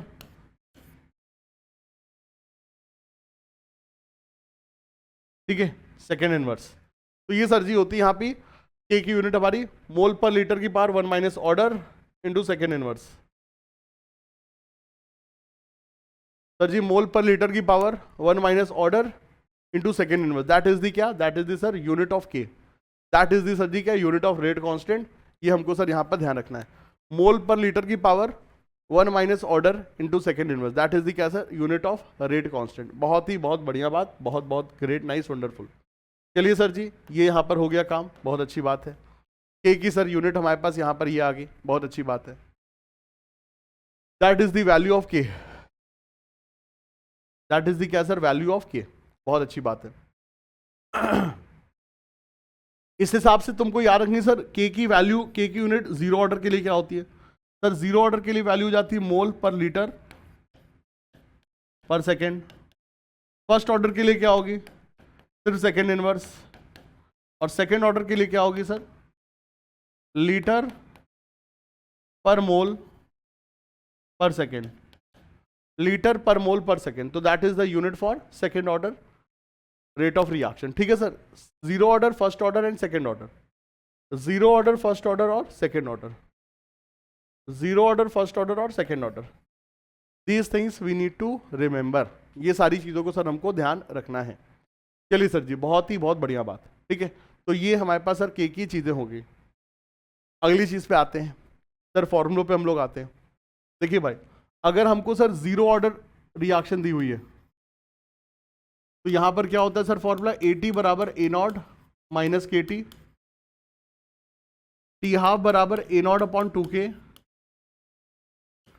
T half बराबर क्या sir, A not upon two के, एंड टी 100% बराबर ए नॉट अपॉन के। टी 100% बराबर सर क्या सर, ए नॉट अपॉन के, ठीक है। तो ये हमारे पास यहां पर चीजें होंगी, ये हमारे पास सर जी चीजें यहां पर होंगी। बहुत अच्छी बात है। इसके बाद सर जी फर्स्ट ऑर्डर की हम लोग बातचीत करते हैं। इसके बाद सर जी फर्स्ट ऑर्डर के बारे में हम लोग बातचीत करते हैं। सर फर्स्ट ऑर्डर में क्या होगा सर, ए टी बराबर ए नॉट इंटू ई की पावर माइनस के टी। फर्स्ट ऑर्डर में क्या होगा सर, ए टी बराबर ए नॉट इंटू ई की पावर माइनस के टी होगा। टी हाफ बराबर क्या सर जी, 0.693 अपॉन के होगा। टी हाफ बराबर क्या होगा सर जी, 0.693 अपॉन के होगा, ठीक है। ए टी बराबर ए नॉट इंटू ई की पावर माइनस के टी, टी हाफ बराबर 0.693 अपॉन के होगा, एंड के टी बराबर 2.303 log base 10 A not upon A T होगा, ठीक है सर। ये यहाँ पे हमको चीज़ें सर ध्यान रखनी है, ये यहाँ पे चीज़ें सर हमको क्या सर ध्यान रखनी है, ये यहाँ पे चीज़ें सर हमको क्या सर ध्यान रखनी है। बहुत अच्छी बात है सर, ठीक है सर, बहुत अच्छी बात है।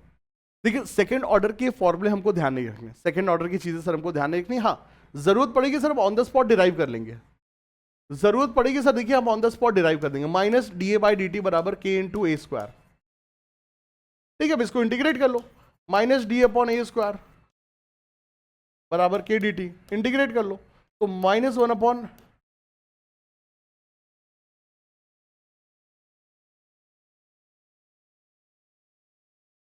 बराबर के टी। तो ये हमारे पास सर यहाँ पर फॉर्मूला बन जाएगा, ये सर जी हमारे पास यहाँ पे फॉर्मूला बन जाएगा। तो सेकंड ऑर्डर में सर हमारे पास ये बन जाता है। अब यहाँ पर जो सबसे बड़ी चीज है, जो सबसे बड़ी चीज है जो मैं बता रहा हूँ बच्चों की, मतलब जबरदस्त ये वेरिएशन होता है चीजें, और इसके ऊपर सर सवाल बनने लगे, पीवाईक्यूज में देखिए सर सवाल बनने लगे हैं, ठीक है। वो क्या चीज है, बच्चा इन सब फॉर्मूलों को अंधी सर याद कर लेता है, बच्चा इन सब फॉर्मूलों को अंधी याद कर लेता है और इनके ऊपर 100 सवाल लगा देता है बेवकूफों की तरह, गधों की तरह। नहीं, आपको ये फॉर्मूले याद रखने हैं, लेकिन ये भी याद रखने कि ये सारे फॉर्मूले गलत हैं, ये भी तुमको याद रखने सर ये सारे फॉर्मूले गलत हैं। गलत है मतलब क्या सर जी, ये सारे फॉर्मूले गलत होंगे अगर सवाल में रिएजेंट का स्टोइकियोमेट्रिक कोएफिशिएंट 1 नहीं होगा तो। एकदम सही बात है सर जी। ये सारे फॉर्मूले कब वैलिड हैं सर, ये सारे फॉर्मूले तभी वैलिड हैं जब सवाल में जो इक्वेशन है वो इस तरह की है कि रिएजेंट ए कन्वर्टिंग इनटू पी, ये इक्वेशन है।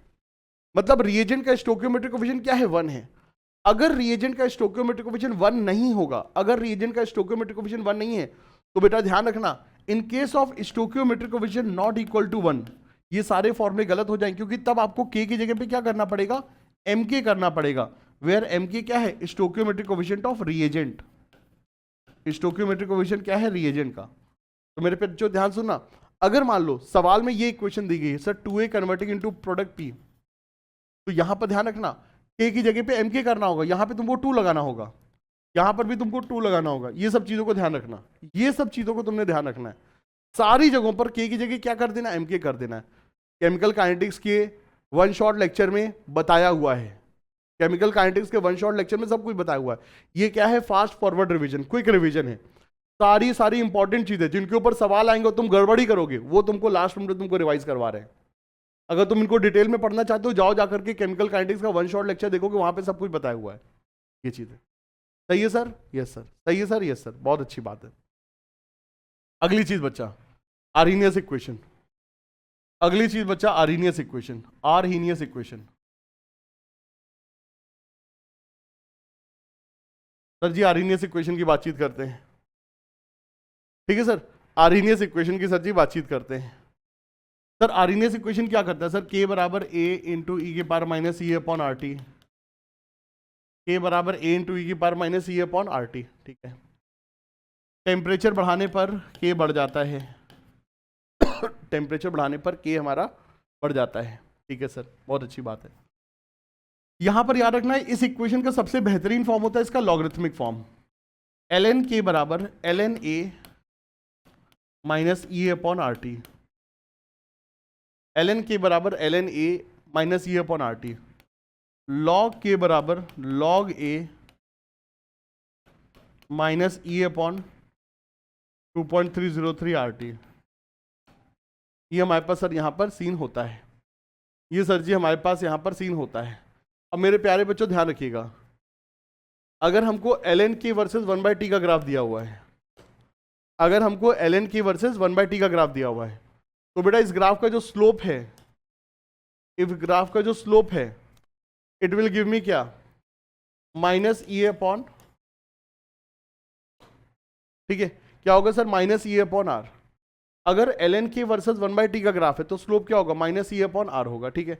और अगर बच्चों log k, अगर बच्चों क्या log k वर्सेस 1/t का ग्राफ है तो स्लोप किसके बराबर होगा? माइनस ई अपॉन 2.303 आर, ठीक है। ध्यान रखना इस चीज को बच्चों, ध्यान रखना, ठीक है, इस चीज को बच्चों आपने ध्यान रखना है। चलिए सर बहुत अच्छी बात है, ठीक है। आर्हीनियस इक्वेशन के इस फॉर्म के साथ साथ एक और फॉर्म इंपॉर्टेंट होता है, कौन सा? लॉग वाला फॉर्म, लॉग के T2 अपॉन T1, लॉग के T2 अपॉन T1 बराबर क्या हो जाता है sir ji? E upon 2.303 R, ठीक है, ई अपॉन 2.303 आर। अगर T2 ऊपर है तो पहले T1 होगा, और इस तरीके से हम लोग दो अलग अलग टेम्परेचर पर, दो अलग अलग टेम्परेचर पर रेट कांस्टेंट की वैल्यू से हम लोग एक्टिवेशन एनर्जी की वैल्यू को हम लोग निकालते हैं। एक्टिवेशन एनर्जी क्या होती है सर? रिएक्शन की फीस होती है, जितनी ज्यादा रिएक्शन की फीस होगी रेट ऑफ रिएक्शन उतना ही स्लो होगा, ठीक है, ये चीज।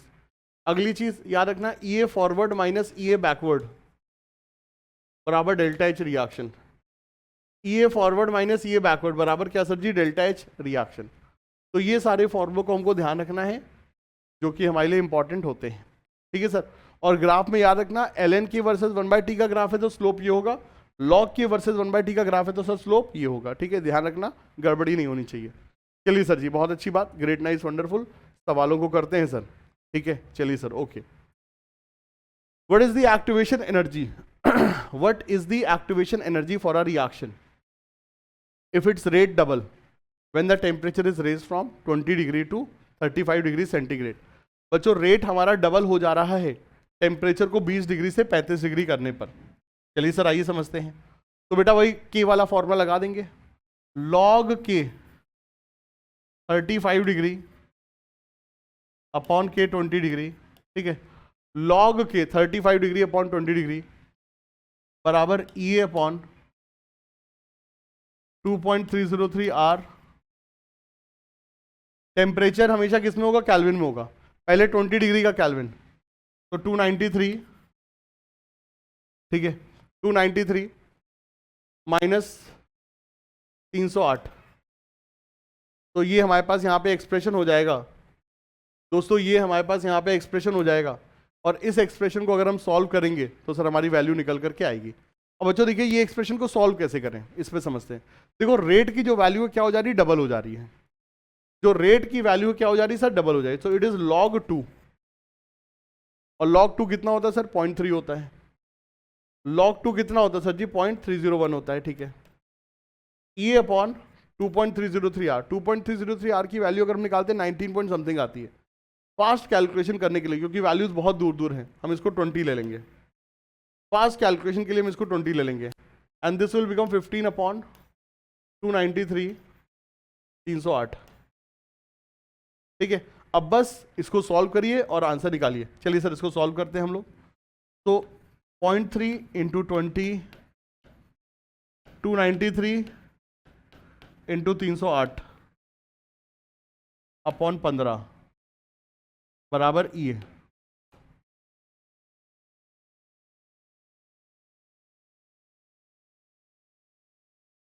तो ये भैया जी यहाँ पर वैल्यू होगी, ये भैया जी यहाँ पर वैल्यू होगी, ये दोस्तों यहाँ पर क्या वैल्यू होगी। और इस तरह से हम लोग अब ईओ को सॉल्व करेंगे। अब देखो भाई इसका एक्सप्रेशन हम लोग निकालते हैं इसका चलिए सर हम लोग एक्सप्रेशन निकालते हैं। तो पॉइंट यहाँ से हटेगा सर 0 इधर आ जाएगा, पॉइंट यहाँ से हटेगा सर जी 0 आ जाएगा, एंड दिस विल बिकम क्या सर 3 को इससे काटेंगे सर कितना हो जाएगा 50 हो जाएगा, ठीक है।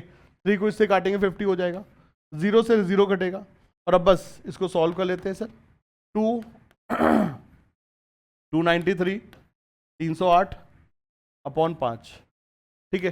293 308 अपॉन 5। अब बस यहाँ पे हम लोग आते हैं तो इट इज 2, देखो एक नंबर ज्यादा है एक नंबर कम है, तो इसको मैं बढ़ा दूं इसको घटा दूं बात एक ही हो जाएगी सर। दोनों को मैं 300 300 ले लेता हूं, मैंने इसको 7 बढ़ाया इसको 7 घटाया, मोटा मोटा आंसर बच्चों सेम रहेगा। तो 300 इंटू 300 सर, 300 इंटू 300 कितना, 3 3 9 और 00 की 4 अपॉन 5, 9 दूनी 18, 18 अपॉन 5, मोटा मोटा 4 हो जाएगा, 18 अपॉन 5 मोटा मोटा 4 मतलब 3.6 इंटू 10 की पावर 4, तो 36 इंटू 10 की पावर 3, 36 के आसपास वाला आंसर होगा, 34.7 विल बी द आंसर, ठीक है सर। तो इस तरह से हम लोग यहाँ पे इसको सॉल्व करेंगे, option number B will be the correct answer. तो ये जो है ना चीजें, ये थोड़ा सा बच्चों देखो लेंथी सवाल होता है। और मैं अपने बच्चों को देखो एक चीज बताता हूं क्या, कि सवाल में तुमको इस चीज की भी आदत होनी चाहिए, जिस तरह से क्रिकेट में सारी बॉल बच्चों देखिए मारने के लिए नहीं होती है। बैट्समैन के पास ये एक्सपीरियंस होना चाहिए कि सर किस बॉल को डक करना है, किस बॉल को छोड़ना है, क्योंकि अगर आपने गलत बॉल को हाथ लगा दिया तो सर आप आउट हो जाओगे। इसी तरह से मेरे प्यारे बच्चों, आपने इतने सारे सवाल कर रखे हैं कि you must have a knowledge कि ये सवाल मुझे ट्रैप करेगा, ये सवाल मुझे लंबा लग जाएगा, ये सवाल मेरे 3 सवालों का समय खाएगा, और इस सवाल को करने के चक्कर में मैं प्रेशर में आ जाऊंगा और मैं आगे का पेपर गोड़ दूंगा। तो याद रखना बच्चों, केमिकल काइनेटिक्स में जो ये वाले ग्राफ होते हैं, लॉग वाले ग्राफ होते हैं, ये लेंदी होते हैं, ये समय ज़्यादा लेते हैं। मैं इन सवालों को शुरुआत में करने के लिए कभी रिकमेंड नहीं करता हूं। मैं कहता हूं इन सवालों को हमेशा पूरी केमिस्ट्री हो जाने के बाद करिए, पूरी केमिस्ट्री हो जाने के बाद करिए। लास्ट के लिए नहीं बोलूं, क्योंकि लास्ट में तो कुछ समय ही नहीं बचता है। पहले बायोलॉजी कर रहे हो, फिर केमिस्ट्री कर रहे हो, फिर फिजिक्स कर रहे हो, पूरी केमिस्ट्री होने के बाद ये वाले सवाल करिए, और वो भी अगर आपको लगता है केमिस्ट्री के हिसाब से समय बचा हुआ है तब, ठीक है। ये एक बहुत अच्छी एडवाइस है, मतलब सवालों को पहचानने का भी नॉलेज होना चाहिए। भाई ये बॉल फास्ट आ रही है, इसको हम डक कर जाए क्योंकि बाउंसर रिसर फोड़ देगी, तो ऐसे ही सवाल लेंदी है, 5 सवालों का समय खा जाएगा, इसको छोड़ दो, आगे बढ़ जाओ, इजी सवाल करिए। पेपर में बहुत सारे सवाल है करने को, 200 सवाल आ रहे हैं सर, 200 सवाल है, सवालों की कमी नहीं है, ठीक है, समय की कमी है, क्या बात है। For a reaction the enthalpy of reaction इतना है, the enthalpy of activation energy इतना है, then the correct potential energy इतना। देखो अब देखो ये हमको सीधे सीधे पूछ रहा है सवाल में, डेल्टा एच क्या है, नेगेटिव है। डेल्टा एच अगर नेगेटिव है तो रिएजेंट ऊपर होगा प्रोडक्ट नीचे होगा, रिएजेंट ऊपर प्रोडक्ट नीचे, और एक्टिवेशन एनर्जी पॉजिटिव है मतलब कुछ पहाड़ी भी होगी। तो यहाँ पर हमको ये देखना है, वो ग्राफ देखना है जहाँ पे रिएजेंट ऊपर है प्रोडक्ट नीचे है और एक्टिवेशन एनर्जी भी कुछ है। देखो ये सवाल, देखो ये देखिए सवाल कितना बढ़िया है, मतलब 15 सेकेंड में सवाल हो गया। सर रिएजेंट ऊपर है प्रोडक्ट नीचे है, रिएजेंट ऊपर है प्रोडक्ट नीचे है, तो सर ये क्या है, एक्सोथर्मिक रिएक्शन, एंड रिएक्शन की एक्टिवेशन एनर्जी पॉजिटिव है, और भैया जी क्या, रिएक्शन की एक्टिवेशन एनर्जी क्या है, पॉजिटिव है। तो option number C will be the correct answer. क्या sir ji, option number C will be the correct answer, option number C will be the correct answer, ठीक है सर, यस सर, ठीक है sir, yes sir, चलिए sir, बहुत अच्छी बात। The slope of Arrhenius plot, the slope of क्या sir, Arrhenius plot. अब यहां पर याद रखो, हमेशा तुमको इस चीज को देखना है कि स्लोप किसके बीच में है, ln k वर्सेस 1/t का ग्राफ है। किसका किसका ग्राफ है बेटा, ln k वर्सेस 1/t का ग्राफ है, ठीक है। तो बेटा जी अगर कभी भी ln k अगर है तो बेटा स्लोप कितना होगा, -e/r, ठीक है। अगर ln है तो -e/r होगा, और अगर log होता तो -e/2.303r होता, ठीक है। तो यहां पे स्लोप कितना होगा, -e/r होगा, एंड दैट वैल्यू इज कितना, -5 × 10 की पावर 3। सॉल्व करते सर, r को इधर से काट देते हैं, r 8.3 होता है, 8.3 से मल्टीप्लाई करेंगे तो सर जी 41.5, ठीक है, 41.5 and it will be the answer, ठीक है sir, 41.5 kilo joule, 41.5 kilo joule. देखिए तुरंत हो गया, ये सवाल है ना करने को, ये भी नीट के सवाल है सर, देखिए ये भी नीट के सवाल है, 2 से 3 स्टेप का सवाल है, तुरंत कर लो। लेकिन सवाल अगर 5-6 स्टेप का जा रहा है उसे छोड़ दो यार, छोड़ दो। हमको 720 में 720 नहीं लाना है, अपना तो सर मैटर सॉल्व हो जाएगा 650 के ऊपर भी हमारी तो सर बढ़िया कॉलेज हमको मिल जाएगा 650 के ऊपर भी, तो हमको छोड़ने के लिए भी कुछ सवाल रखने चाहिए ना। हमको AIR 1 नहीं लानी, हमें सिलेक्शन चाहिए। ठीक है, AIR 1 लानी है तो साल भर पढ़िए पहले, तब जाकर के AIR 1 की बातें करेंगे। चलिए भाई, बहुत अच्छी बात है। 2N2O5 4NO2 plus O2 first order if 10% 10 second के बाद इतना है, इसने बाद इतना है, देन के कितना है। अब मैं इस सवाल से पहले लूंगा क्या थोड़ा सा मौन। कितने बच्चे हैं जो इस सिर्फ सवाल को पढ़ते ही मेरी इस क्रिमिनल वाली मुस्कान के पीछे का राज समझ पा रहे हैं? ये बताइए पहले, कितने बच्चे हैं जो इस सवाल को देखते ही मेरी इस क्रिमिनल वाली मुस्कान का राज समझ पा रहे हैं कि क्यों सर मुस्कुरा रहे हैं? तुम इतना क्यों मुस्कुरा रहे हो, क्या गम है जिसको छुपा रहे हो? ठीक है, तो नीट वाले बच्चों का तो इस समय यही है कि सर इस समय तो सर स्माइल भी नहीं निकल रही है, स्माइल के पीछे का जो दर्द है वो आप ही सर समझ सकते हैं। यस, हम समझ सकते हैं पूरी तरह से। चलो बच्चा देखो, ये सवाल के पीछे में इतना क्रिमिनल वाली मुस्कान क्यों है? क्योंकि यहाँ पे स्टोकियोमेट्रिक कोएफिशिएंट 1 नहीं है। इस सवाल में मुन्ना लाल स्टोकियोमेट्रिक कोएफिशिएंट 1 नहीं है। तो अगर स्टोकियोमेट्रिक कोएफिशिएंट 1 नहीं है तो सारे के सारे k की जगह पर क्या लगा देंगे? mk। सारे फॉर्मूले बेटा k की जगह पे क्या हो जाएगा? mk। और m क्या है? स्टोकियोमेट्रिक कोएफिशिएंट, वो 2 है। तो इन सभी फॉर्मूलों में, फर्स्ट ऑर्डर के सभी फॉर्मूलों में हम k की जगह पे 2k यूज करेंगे। ठीक है, ये चीज है। अब देख भाई यहां पर हो क्या रहा है, रिएक्शन हमने शुरू की t बराबर 0 से, 10 सेकेंड के बाद t बराबर 10 सेकेंड पर ROR क्या होगा? K into concentration of A, concentration of A at 10 second. Concentration A 10 second पे कितनी है सर? 0.1 है। ठीक है, और रिएक्शन फिर बेटा जी 20 सेकेंड के बाद रेट ऑफ रिएक्शन क्या होगा? K इंटू A 20 सेकेंड, और 20 सेकेंड पे A कितना है सर? 0.05 है। 20 सेकेंड पे कितना है सर? 0.05 है। अब जो बच्चे समझदार हैं वो तो एक चीज समझ सकते हैं क्या, कि सर जी के जो है आधा हो, सर रेट एकदम आधा हो गया है, सर जी रेट आधा हो गया है, 0.1 की जगह 0.05 हो गया। अब मेरे प्यारे बच्चों यहां पर देखो, तुम अगर स्मार्ट हो ना, और स्मार्ट तो होना पड़ेगा सर, हम तुमको देहाती चीज थोड़ी ना सिखाएंगे इस समय लास्ट मोमेंट पे, तुम कौन तुम्हें देहाती चीज सिखाएंगे ना, हम तुमको इस समय स्मार्ट चीजें सिखाएंगे। बेटा फर्स्ट ऑर्डर रिएक्शन का कैरेक्टरिस्टिक क्या होता है कि first order reaction has constant half life. First order reaction की हाफ लाइफ कांस्टेंट होती है, वो कंसंट्रेशन के ऊपर डिपेंड नहीं होती है। फर्स्ट ऑर्डर रिएक्शन में रिएजेंट अपने आप को आधा करता है सीमित समय में। अगर रिएजेंट आधा होगा तो रेट भी आधा होगा, क्योंकि रेट रिएजेंट की कंसंट्रेशन पर डिपेंड करती है। तो मेरे प्यारे बच्चों 10 से 20 सेकेंड के बीच में, मतलब इस 10 सेकेंड में रिएक्शन ने अपने आप को क्या कर लिया सर? आधा कर लिया। तो ये 10 सेकेंड क्या है? टी हाफ है। ये 10 सेकेंड क्या है? टी हाफ है। ये तुम्हें पहचानना पड़ेगा सर, ये तुम्हें पहचानना पड़ेगा। ये तुम्हारी जासूस वाली सर निगाहें होनी चाहिए, गिद्ध की निगाह होनी चाहिए। सर जी रेट अपने आप को आधा कर लिया 10 सेकेंड में, 10 से 20 मतलब बीच का टाइम कितना है? 10 सेकेंड। इस 10 सेकेंड में रेट आधा हो गया। रेट आधा क्यों? क्योंकि कंसंट्रेशन आधी हो गई है। तो इसका टी हाफ कितना है सर? 10 सेकेंड।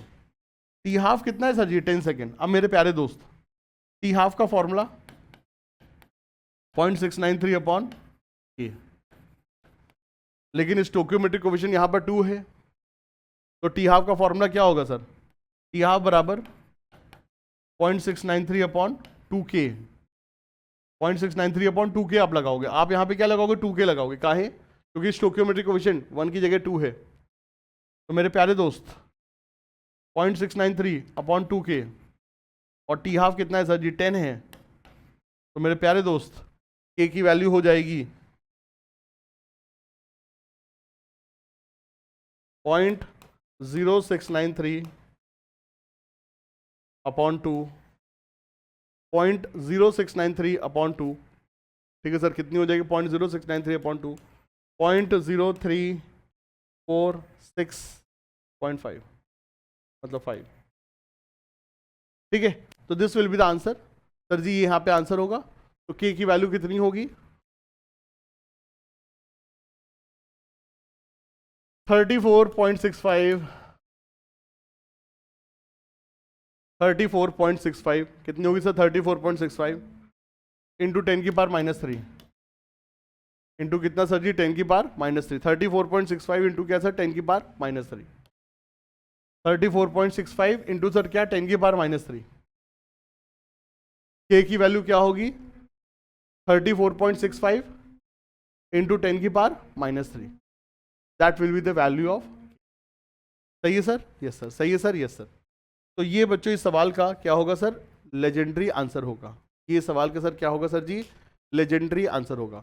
और मेजर जगहों पे सर आपको इसमें गलतियां सर आपको मिलेंगी, मेजर जगहों पे इसका सर आपको क्या गलतियां मिलेंगी। कई जगहों पे क्या किताबों में भी आपको हो सकता है सर इसके सोल्यूशन गलत दिए हो, बट ध्यान रखना बच्चों, ये कंसेप्ट जेई मेन में रेपिटेटिव टाइम सर यूज हो चुका है, रेपिटेटिव टाइम यूज हो चुका है, रेपिटेटिव टाइम। और नीट में अब ये कंसेप्ट आने वाला है, नीट में बच्चों ये कंसेप्ट आने वाला है सर जी, नीट 2024 में आप इस कंसेप्ट को सर आप ध्यान रख लीजिए।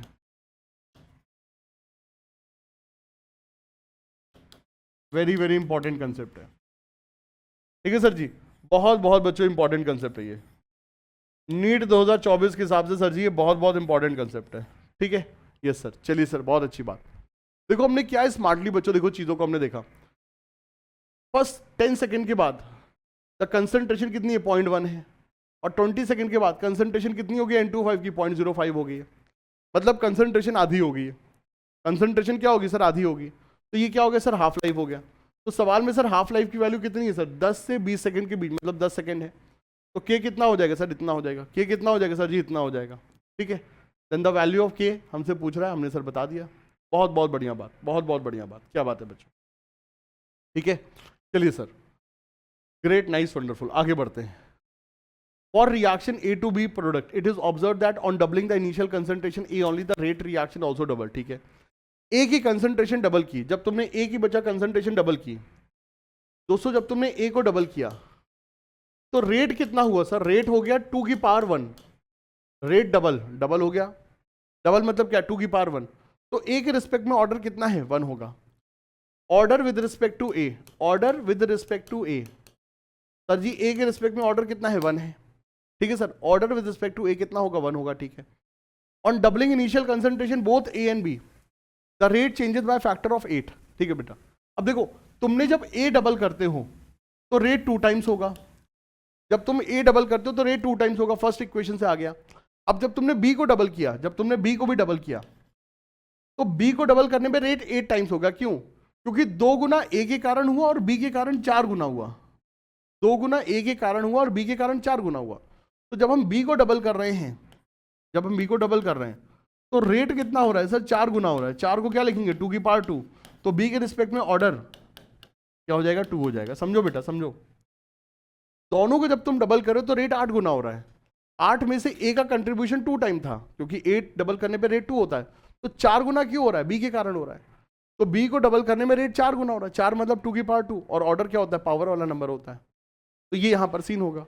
तो यहाँ पर क्या होगा सीन, ये होगा, यहाँ पर क्या होगा सीन, ये होगा। अब इसको आप चाहो तो देख लो, A को डबल करोगे, B को डबल करोगे, रेट कितना होगा, 8 गुना। सिर्फ A को डबल करोगे तो रेट कितना होगा, 2 गुना। तो बच्चों इस सवाल का आंसर क्या होगा, B। सवाल का आंसर क्या होगा, B। सवाल का आंसर क्या होगा sir ji, B। B for Bombay, B for Bombay, ठीक है भाई, ये यहाँ पे सवाल का आंसर होगा।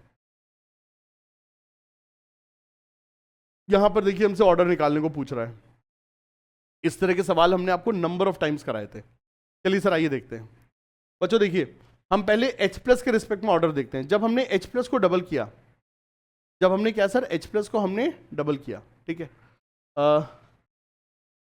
रेट यहां पर क्या दिया है, the initial concentration, the initial disappearance of Br2, अच्छा रेट हमको यहां पर दिए हुए हैं 5.7 10 की पावर -5,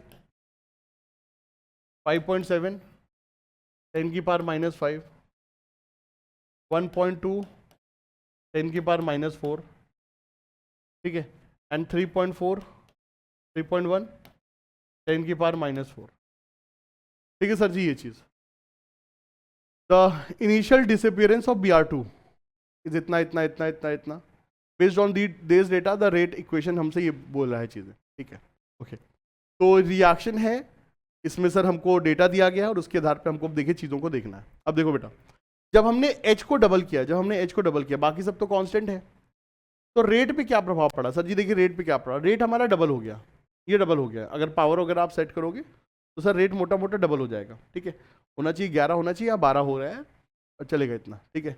तो एच के रिस्पेक्ट में ऑर्डर क्या है सर, 1 होगा। एच के रिस्पेक्ट में ऑर्डर क्या होगा, 1 होगा। एच के रिस्पेक्ट में ऑर्डर 1, क्योंकि एच को डबल करने पर रेट भी डबल हो जा रहा है, ठीक है। ठीक है सर, अब देखना है हमको क्या, ये कांस्टेंट है, ये कांस्टेंट है, बट इसको डबल करने पे रेट कितना हो रहा है सर, सेम है। रेट कितना है, सेम है, मतलब BR2 के रिस्पेक्ट में ऑर्डर क्या होगा सर, 0 होगा। BR2 के रिस्पेक्ट में ऑर्डर क्या होगा, 0 होगा। इसको चेंज किया बट इसके मतलब इसको डबल किया हमने, बट यहां पर क्या रेट 1 टाइम है, 1 टाइम मतलब 2 की पावर 0, तो 2 करने पे 2 की पावर 0, पावर क्या है 0, तो इसके रिस्पेक्ट में ऑर्डर कितना हो जाएगा, 0 हो जाएगा, ठीक है।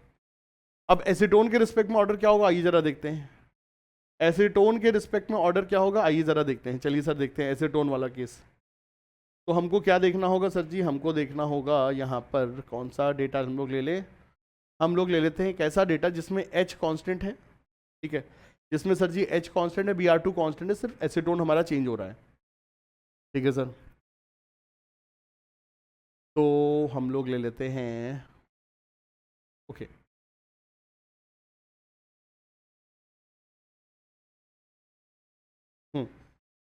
देखिए अब यहाँ पे एसीटोन के रिस्पेक्ट में अगर हम देखें, देखो थोड़ा सा नीट में हमको ना स्मार्ट भी होना पड़ेगा, नीट में हमको ना देखो स्मार्ट भी होना पड़ेगा। मैं आराम से इसमें देखिए बहुत कुछ चीजें करके मैं आपको आंसर दिखा सकता हूं, बट द थिंग इज सारे ऑप्शन में एसीटोन के रिस्पेक्ट में ऑर्डर 1 ही है। सारे ऑप्शन में सर देखिए एसीटोन के रिस्पेक्ट में ऑर्डर 1 ही है, हमें सिर्फ H और BR को देखना है। तो H के रिस्पेक्ट में ऑर्डर 1 और BR2 के रिस्पेक्ट में 0, H के रिस्पेक्ट में ऑर्डर 1 और BR2 के रिस्पेक्ट में 0, दैट इज ऑप्शन नंबर 1। इससे अपना काम हो जाएगा। तो जब कम मेहनत करके आंसर आ सकता है तो क्यों ज्यादा मेहनत करें। और लास्ट मिनट पे एग्जामिनेशन हॉल में भी हमको यही चीज देखनी है, भाई एसीटोन का ऑर्डर क्यों निकालूं मैं जब सब जगह ऑप्शन सेम है। एसीटोन के रिस्पेक्ट में ऑर्डर हर जगह 1 ही है, तो क्यों उसके बारे में टेंशन ले, ठीक है। तो इस तरह से हम लोग यहाँ पे ऑप्शन नंबर ए इसका आंसर आ जाएगा।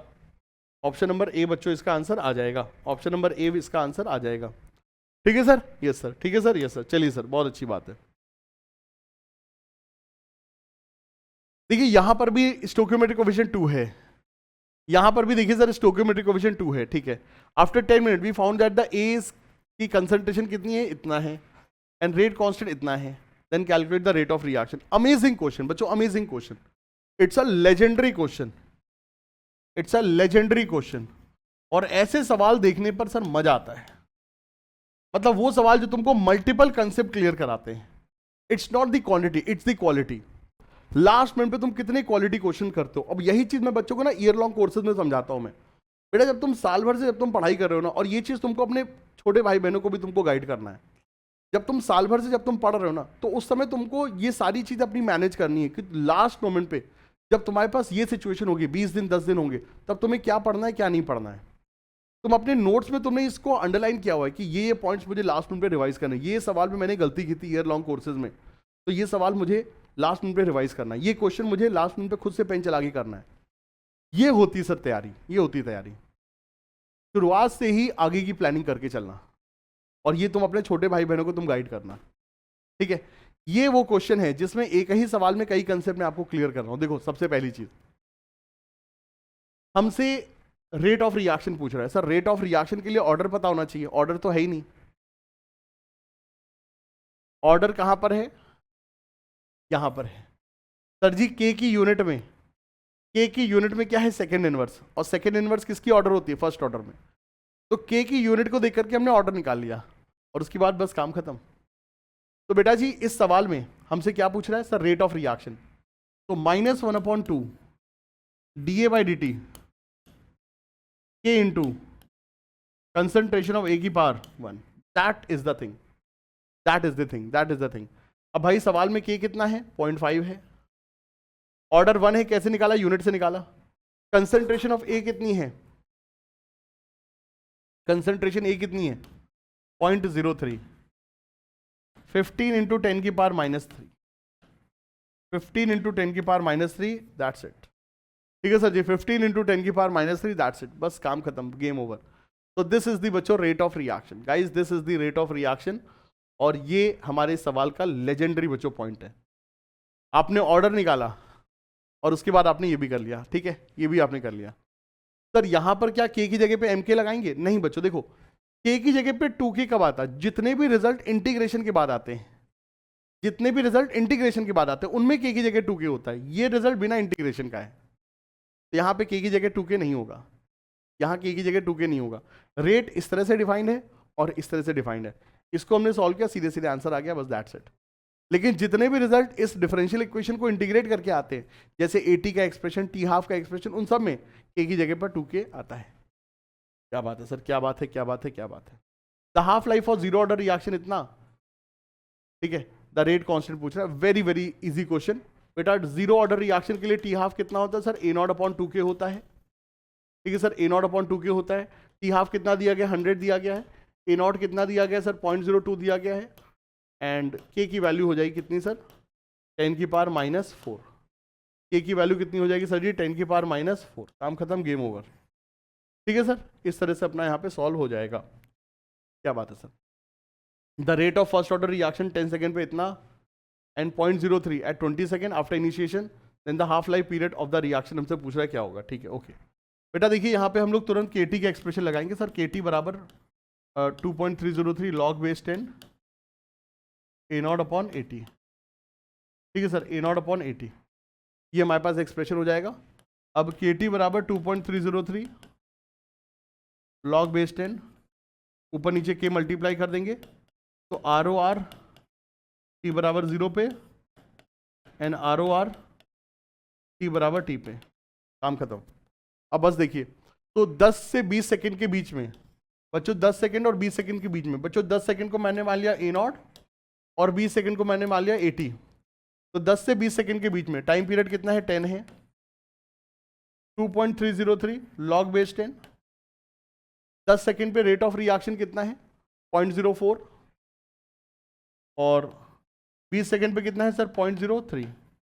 बस इसको सॉल्व कर लेंगे, काम खत्म, गेम ओवर। सॉल्व कर लेंगे बच्चों, काम खत्म, गेम ओवर। तो इस तरह से भी हमारा ये सवाल हो जाएगा। कई बच्चे कहेंगे सर यहाँ पर ए नॉट 80 नहीं दिया, यहाँ पे सर 10 मिनट और 20 मिनट का दिया हुआ है। बेटा आप रिएक्शन में स्टार्टिंग पॉइंट अपने हिसाब से मान सकते हैं, ये एक बहुत अच्छी अप्रोच होती है सर सवाल को जल्दी करने की। आप इस सवाल को अगर ऐसे नहीं करोगे, आपको सर इसमें तीन पेज लग जाएंगे। जो 3 स्टेप में हुआ वो 9 स्टेप में होगा। ये सब ट्रिक्स होती हैं सर, देखिए ये सब ट्रिक्स होती है। आपने इनिशियल पॉइंट अपने हिसाब से ले लिया, जैसे फिजिक्स में हम लोग इनर्शियल फ्रेम और नॉन इनर्शियल फ्रेम लेते हैं ना, वैसे ही हमने यहाँ पर हमने स्टार्टिंग पॉइंट ले लिया 10 मिनट, और 20 मिनट हमारा क्या हो गया? And point. तो 10 से 20 के बीच में जो टाइम पीरियड है वो टी हो जाएगा। 10 मिनट स्टार्टिंग पॉइंट है तो वो ए नॉट हो जाएगा, 20 मिनट फाइनल टाइम है 80 हो जाएगा। बस काम खत्म, गेम ओवर। सॉल्व करिए, आंसर आ जाएगा। अब चलिए सर इसको सॉल्व कर लेता हूँ मैं तुरंत। तो द आंसर विल बी 2.303, ये log 4/3 होगा। log 4/3 हमारा 0.6 माइनस 0.47 होगा, ये 0.13 हो जाएगा, ठीक है। And upon 10, and this will become equal to कितना सर? ये हमारा कितना हो जाएगा सर? इसको अब अगर हम सॉल्व करते हैं तो ये वैल्यू हमारी हो जाएगी कितनी sir? This will become half life period हमसे पूछ रहा है। अच्छा, हमसे के की वैल्यू निकाल लें, तो दिस विल बिकम हमारा क्या के हो जाएगा? तो के हमारा आ गया कितना? इतना आ गया, 2.303 इंटू 0.13 अपॉन 10। दिस इज हमारा के आ गया, ठीक है। ये हमारा बच्चों देखिए के निकल करके आ गया, तो यहाँ से हमने सर के की वैल्यू निकाल ली। दिस इज बिकम आर के। अब मुन्ना लाल, ये हमारा जो के आ गया है, इससे मैं टी हाफ निकाल लेता हूँ। तो टी हाफ कितना होता है? 2.303 इंटू लॉग 2 अपॉन के, तो 0.693 अपॉन के होता है। 0.693 अपॉन के होता है। 0.693 को शॉर्ट में ये लिखते हैं, 0.693 की वैल्यू ये होती है, ठीक है। ये चीज़ है। अब बस इसमें जरा मैं के की वैल्यू को सब्स्टिट्यूट कर देता हूँ। जब मैं यहाँ पर के की वैल्यू को सब्स्टिट्यूट करूँगा तो 2.303.13 अपॉन 10, तो आंसर कितना हो जाएगा? 3 अपॉन 0.13। आंसर कितना हो जाएगा सर जी? 3 अपॉन 0.13। एंड कितना हो जाएगा सर? 300 अपॉन 13, और 300 अपॉन 13 कितना हो जाएगा सर? 3 दूनी 26, तो 20 और 30 के बीच में होगा सर जी। 20 और 30 के बीच में होगा answer. Option number A will be the correct answer, ठीक है साहब। Option number A will be the correct answer, 24। तो इस तरह से दोस्तों हम लोग यहाँ पर चीज़ों को सॉल्व करेंगे। इस तरह से चीज़ें दोस्तों हम लोग यहाँ पर सॉल्व करेंगे, ठीक है। एक बहुत ही बढ़िया सवाल बच्चों, बहुत ही बढ़िया सवाल, थोड़ा सा लेंदी क्वेश्चन है, और मैं 100% इस सवाल को, अगर मैं एग्जाम में आऊँ तो मैं बेटा इस सवाल को लास्ट में ही करूँगा, ठीक है। लेकिन यहाँ पर मैं आपको सिर्फ सवाल नहीं, मैं आपको ट्रिक्स बता रहा हूँ। एक सवाल के द्वारा कई कंसेप्ट बता रहा हूँ। जैसे पहली चीज़ क्या, हम स्टार्टिंग पॉइंट और एंड पॉइंट अपने हिसाब से सेट कर सकते हैं। डेटा से के निकाला, उसको टी हाफ के फॉर्म में रख करके टी हाफ की वैल्यू निकाली, ठीक है, दैट इज। और fast calculation is very important. 0.693 की जगह पे देखिए मैंने कितना स्मार्टली क्या रखा है सर। 0.693 क्या होता है, 2.303 इंटू लॉग 2, 2.303 इंटू log 2, और ये मैंने पूरा वन शॉट लेक्चर में आपको बताया हुआ है। क्या बात है सर। अब बच्चों बारी आ गई इलेक्ट्रोकेमिस्ट्री की दोस्तों, अब बारी आ गई हमारी किसकी, इलेक्ट्रोकेमिस्ट्री की। तो नाउ लेट्स टॉक अबाउट क्या, few important concepts about electrochemistry. चलिए सर उस पर आते हैं, चलिए भाई उस पर आते हैं।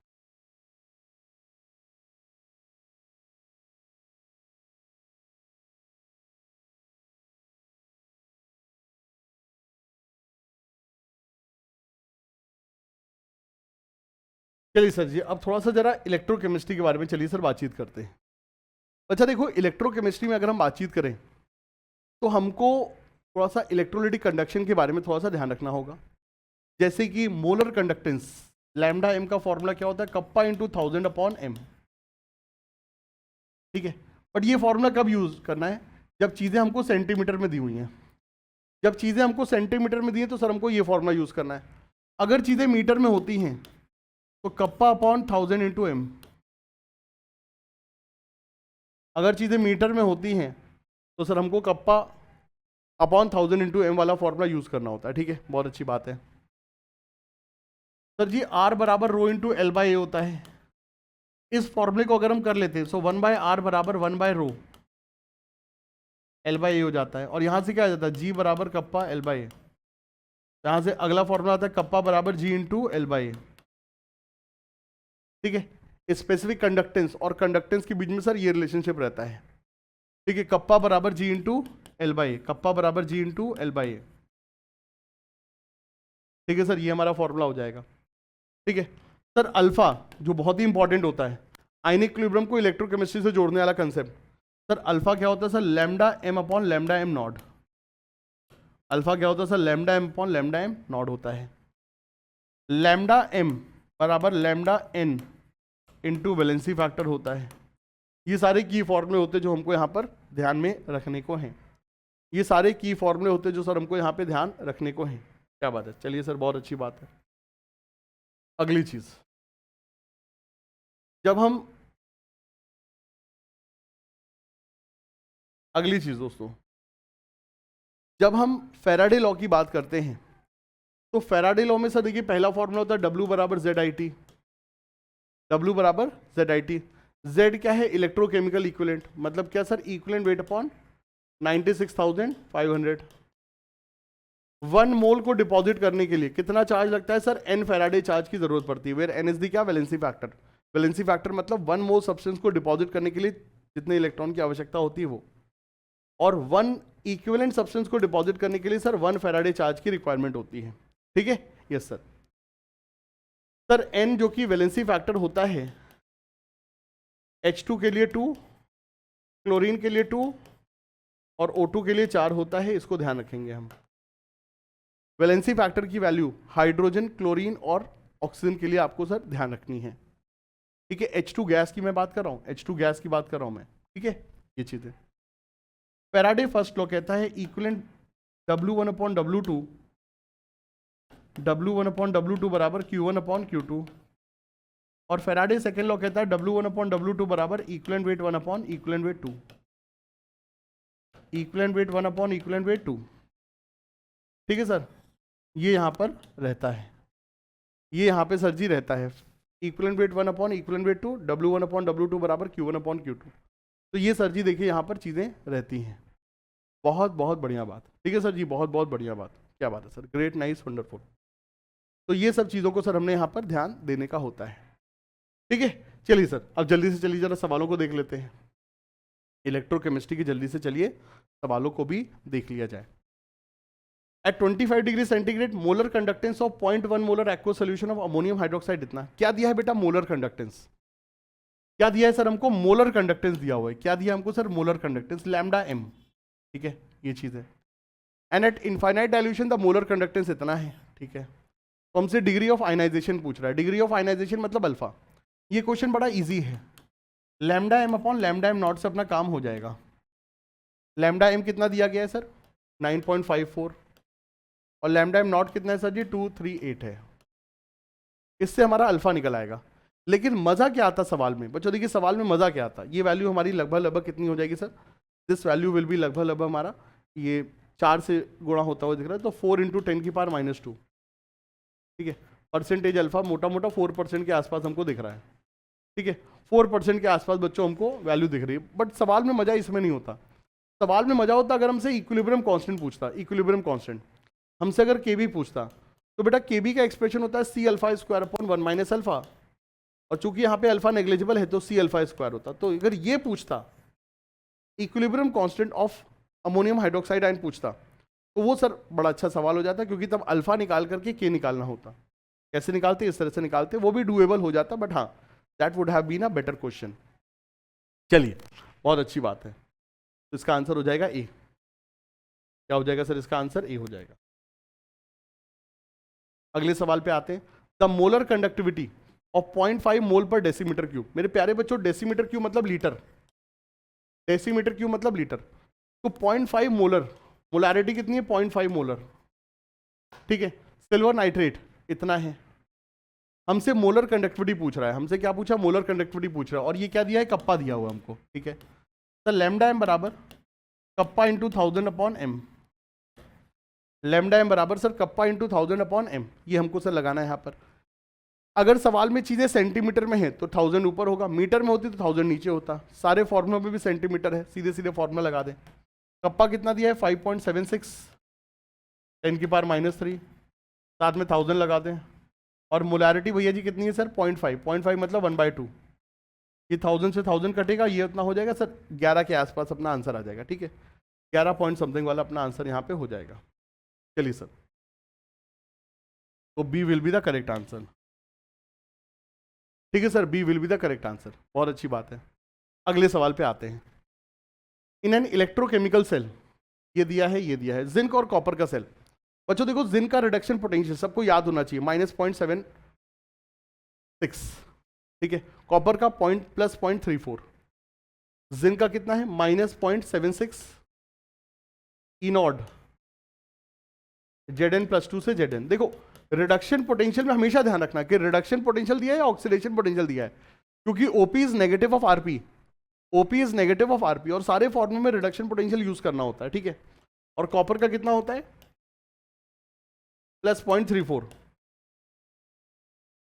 ठीक है, जिसका रिडक्शन पोटेंशियल जितना नेगेटिव है, जिसका रिडक्शन पोटेंशियल जितना नेगेटिव है, जिसका रिडक्शन पोटेंशियल बच्चों जितना नेगेटिव है, वो रिड्यूस नहीं होना चाहता है। वो रिड्यूस नहीं होना चाहता है, उसके अंदर ऑक्सीडेशन की टेंडेंसी ज्यादा है।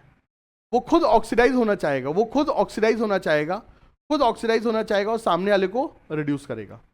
ठीक है, सामने वाले को रिड्यूस करेगा। तो मटेरियल हैविंग क्या? Lower reduction potential. Material having क्या सर?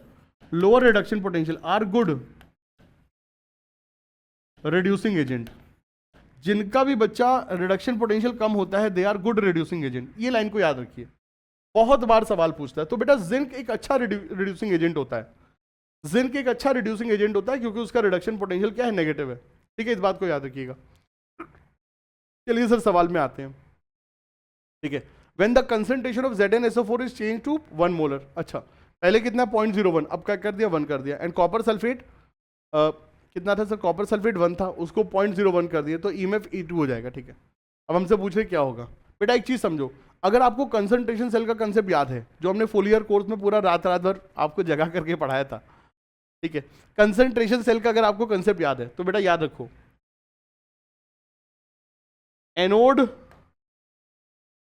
एनोड और कैथोड में फंडा याद रखिए। एनोड और कैथोड में याद रखना। देखो एनोड में क्या होता है? सोल्यूशन में आयन रॉड से निकल करके आते हैं। सोल्यूशन में आयन रॉड से निकल करके आते हैं। और कैथोड में क्या होता है, सोल्यूशन से आयन रॉड पे जाते हैं।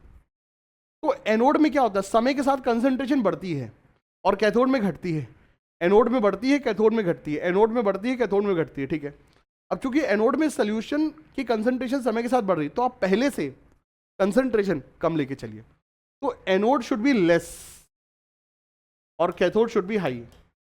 जितना ज्यादा अगर ये कंडीशन बेटा सेटिस्फाई होती है, ई सेल उतना ही ज्यादा मोर पॉजिटिव होता है। क्या होता है बेटा, ई सेल उतना ही ज्यादा मोर पॉजिटिव होता है। अब मेरे प्यारे बच्चों, इन्होंने क्या किया, चचा जान ने क्या किया, चचा जान ने एनोड को बढ़ा दिया, गई भैंस पानी में। मैंने बोला एनोड को कम ले लो, मैंने बोला एनोड को कम ले लो, और ये चचा जान एनोड को बढ़ा दिए। 0.01 से क्या कर दिए, इसको क्या कर दिए, 1 कर दिए। और कैथोड को इन्होंने कम कर दिया, और मैंने कहा था कैथोड को बढ़ा दो। एनोड कम होना चाहिए, कैथोड ज्यादा होना चाहिए, एनोड कम होना चाहिए, कैथोड ज्यादा। तो ऐसा करने पे ई सेल पॉजिटिव होता है, बढ़ता है। लेकिन उन्होंने उल्टा कर दिया, ऐसा करेंगे तो जो E2 आएगा वो क्या होगा, लेस होगा। तो E2 विल बी क्या, lesser than E1, E2 will be क्या, लेसर देन E1। और ये तुमको मुंह जवानी रटा होना चाहिए, क्योंकि कंसंट्रेशन सेल का पूरा यही आधार होता है, ठीक है। यस सर, चलिए सर, बहुत अच्छी बात। द स्टैंडर्ड रिडक्शन पोटेंशियल इतना एंड दैट क्रोमियम इतना, the two couple in standard state connected to a cell, ठीक है। अब देखो बेटा, जिसका रिडक्शन पोटेंशियल, बेटा देखो, जिसका रिडक्शन पोटेंशियल कम है, जिसका रिडक्शन पोटेंशियल कम है उसको मार दो एनोड पर, और जिसका रिडक्शन पोटेंशियल ज्यादा है उसको मार दो कैथोड पर।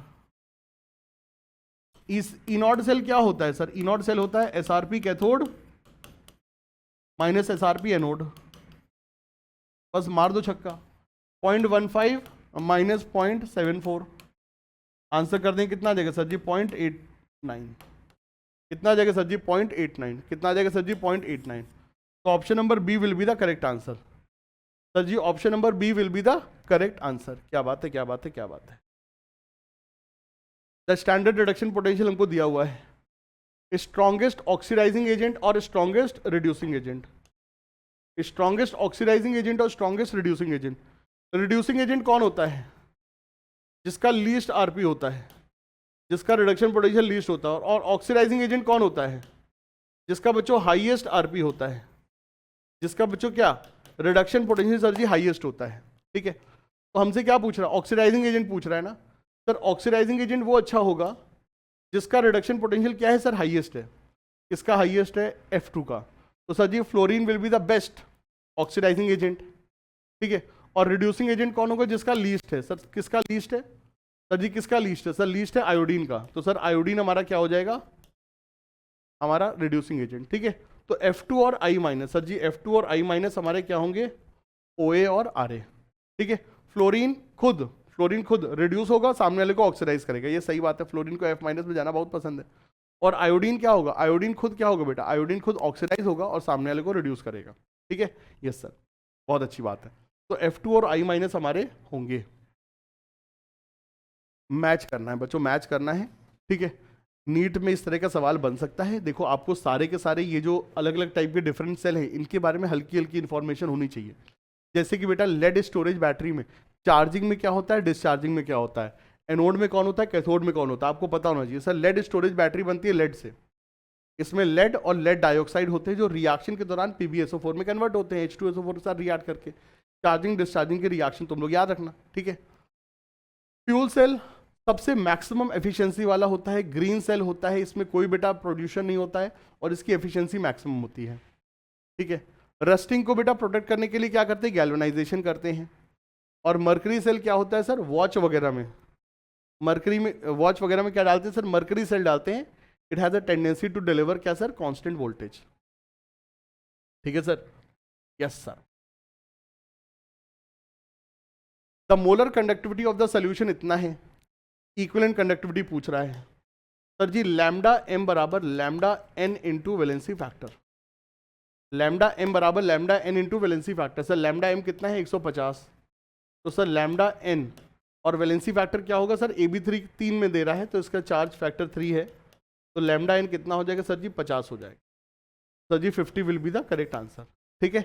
यूनिट को ध्यान रखना, यूनिट से बहुत सारी चीज़ें हमको पहचान में आती है। 1 डे 1 चैप्टर वाले सीरीज में हमने आपको सब बहुत अच्छे से आपको पढ़ाया हुआ है, बहुत अच्छे सर हमने आपको ये सारी चीज़ें आपको बताई हुई हैं। तो मुन्ना लाल, इन सारी चीज़ों को सर हमने रिवाइज कर लिया है, सारे की कंसेप्ट को हमने सब ब्रशअप कर लिया है, और इसी के साथ सर हमने इलेक्ट्रोकेमिस्ट्री, काइनेटिक्स और solution and colligative property chapter का भी एक क्विक रिवीजन बच्चों हमने अकम्प्लिश कर दिया है। आपको ध्यान रखना है सर, देखिए आपसे ज़्यादा आपको कोई नहीं जानता है, और आपसे ज़्यादा आपका अच्छा दोस्त और दुश्मन भी नहीं है। तो आपको पता है सर आपका क्या चीज़ें वीक है, जो भी चीज़ें आपकी वीक है उसको सर थोड़ा डिटेल में अभी पढ़ा जा सकता है, अभी पढ़ा जा सकता है। किसी को फॉलो करने की आवश्यकता नहीं कि उन्होंने कहा ये पढ़ लो ये पढ़ लो, नहीं। आपको पता ना कि सर अगर मान लो आपका मान लो थर्मोडायनेमिक्स वीक है तो तुम थर्मोडायनेमिक्स में समय दो। आपको लगता है सर आपका इलेक्ट्रोकेमिस्ट्री स्ट्रांग है तो उसको क्यों पढ़ने की जरूरत है, वो आपने सर काफ़ी आपका स्ट्रांग है, उसमें आपने काफ़ी सवाल किए हुए हैं, 1 डे 1 चैप्टर में सर आपने खूब डिटेल में पढ़ लिया, तो उसके लिए ज़्यादा टेंशन मत लो, ठीक है। इस समय अपनी जो कमज़ोर चीज़ें उसको पढ़ा जा सकता है, 20 दिन का समय है, पढ़ा जा सकता है। 5-10 दिन अभी बेटा पढ़ने के लिए समय है, उसके बाद 5-6 दिन सिर्फ टेस्ट देना, टेस्ट देने करके रिवाइज करना। टेस्ट में ये सवाल नहीं है, इसका आंसर पढ़ा, अच्छा ये होता है, डायरी में लिख लिया, काम खत्म। उसके बाद ये होगा। और एग्जाम से 2 दिन पहले कुछ भी नहीं करना है, एग्जाम से 2 दिन पहले कुछ भी नहीं करना है। एग्जाम के दिन जागना है तो एग्जाम से 2 दिन पहले सोना पड़ेगा, ये चीज़ समझ लीजिए, वरना फिर ये जो भेजा है ना कपाल है ना, उस दिन एकदम गर्म के कारण शॉर्ट सर्किट हो जाएगा, ठीक है। नींद वींद सब गायब हो जाती है, और ऊपर से आप लोगों के ऊपर इतना प्रेशर है इस साल का, क्योंकि कंपटीशन डे बाय डे बढ़ता जा रहा है ना, ये चीज़, ठीक है। तो एग्जाम से 2 दिन पहले के लिए कोई भी बेटा चेकलिस्ट मत करना कि मैं ये पढ़ूंगा वो पढ़ूंगा ना, सोच लो 2 दिन है ही नहीं, सोच लीजिए 2 दिन है ही नहीं। आज मान लो 13 तारीख है तो मान लो आज 15 तारीख है, और 15 से लेके 4 तक के बीच में कितना समय है, काम खत्म। तो 2 दिन अपनी ज़िंदगी से डिलीट कर दीजिए, तो क्या 3 दिन डिलीट कर दो, एक आध दिन तो हड़बड़ चेकलिस्ट में कंप्लीट हो जाता है, ये चीज़, ठीक है सर। तो बस ये चीज़ें हैं, और बेटा जो कुछ है सबके लिए है, ऐसा कोई दिक्कत नहीं। और हमने बोला सर देखिए जितना ज़्यादा अंधकार गहराएगा समझ जाइए सर उजाला उतना करीब आता जा रहा है, इस बात को याद रखिए। जैसे जैसे सर प्रेशर एक्सपोनेंशियली बढ़ रहा है, एक दिन आएगा ये प्रेशर एक्सपोनेंशियली 0 भी हो जाएगा, और उसके बाद क्या रहेगी, सिर्फ और सिर्फ मस्ती। और हम तो अपने बच्चों को कहते हैं कि सर नीट में सिलेक्शन निकालिए, सब लोग साथ में बच्चों पार्टी करेंगे और खूब इंजॉय करेंगे, ठीक है सर। तो बस ये चीज़ें हैं, खूब अच्छे से बच्चों पढ़िए और अपना ख्याल रखिए। समय आपको अपना ख्याल रखना है, ठीक है, आपको मैच्योरिटी के साथ बिहेव करना है, ठीक है, ये सब चीज़ें करिए। और इंशाल्लाह ऊपर वाला हम लोगों के साथ है, ऊपर वाला हम लोगों को सर बहुत अच्छी सक्सेस देगा, क्योंकि हम लोगों ने बहुत मेहनत की हुई है। 100% बच्चों फतेह हम लोगों को मिलेगी, ठीक है सर। चलिए सर, बहुत अच्छी बात, great, nice, wonderful, thank you so much, bye bye, take care and all the very best for your studies. चलिए सर जी, बाय बाय।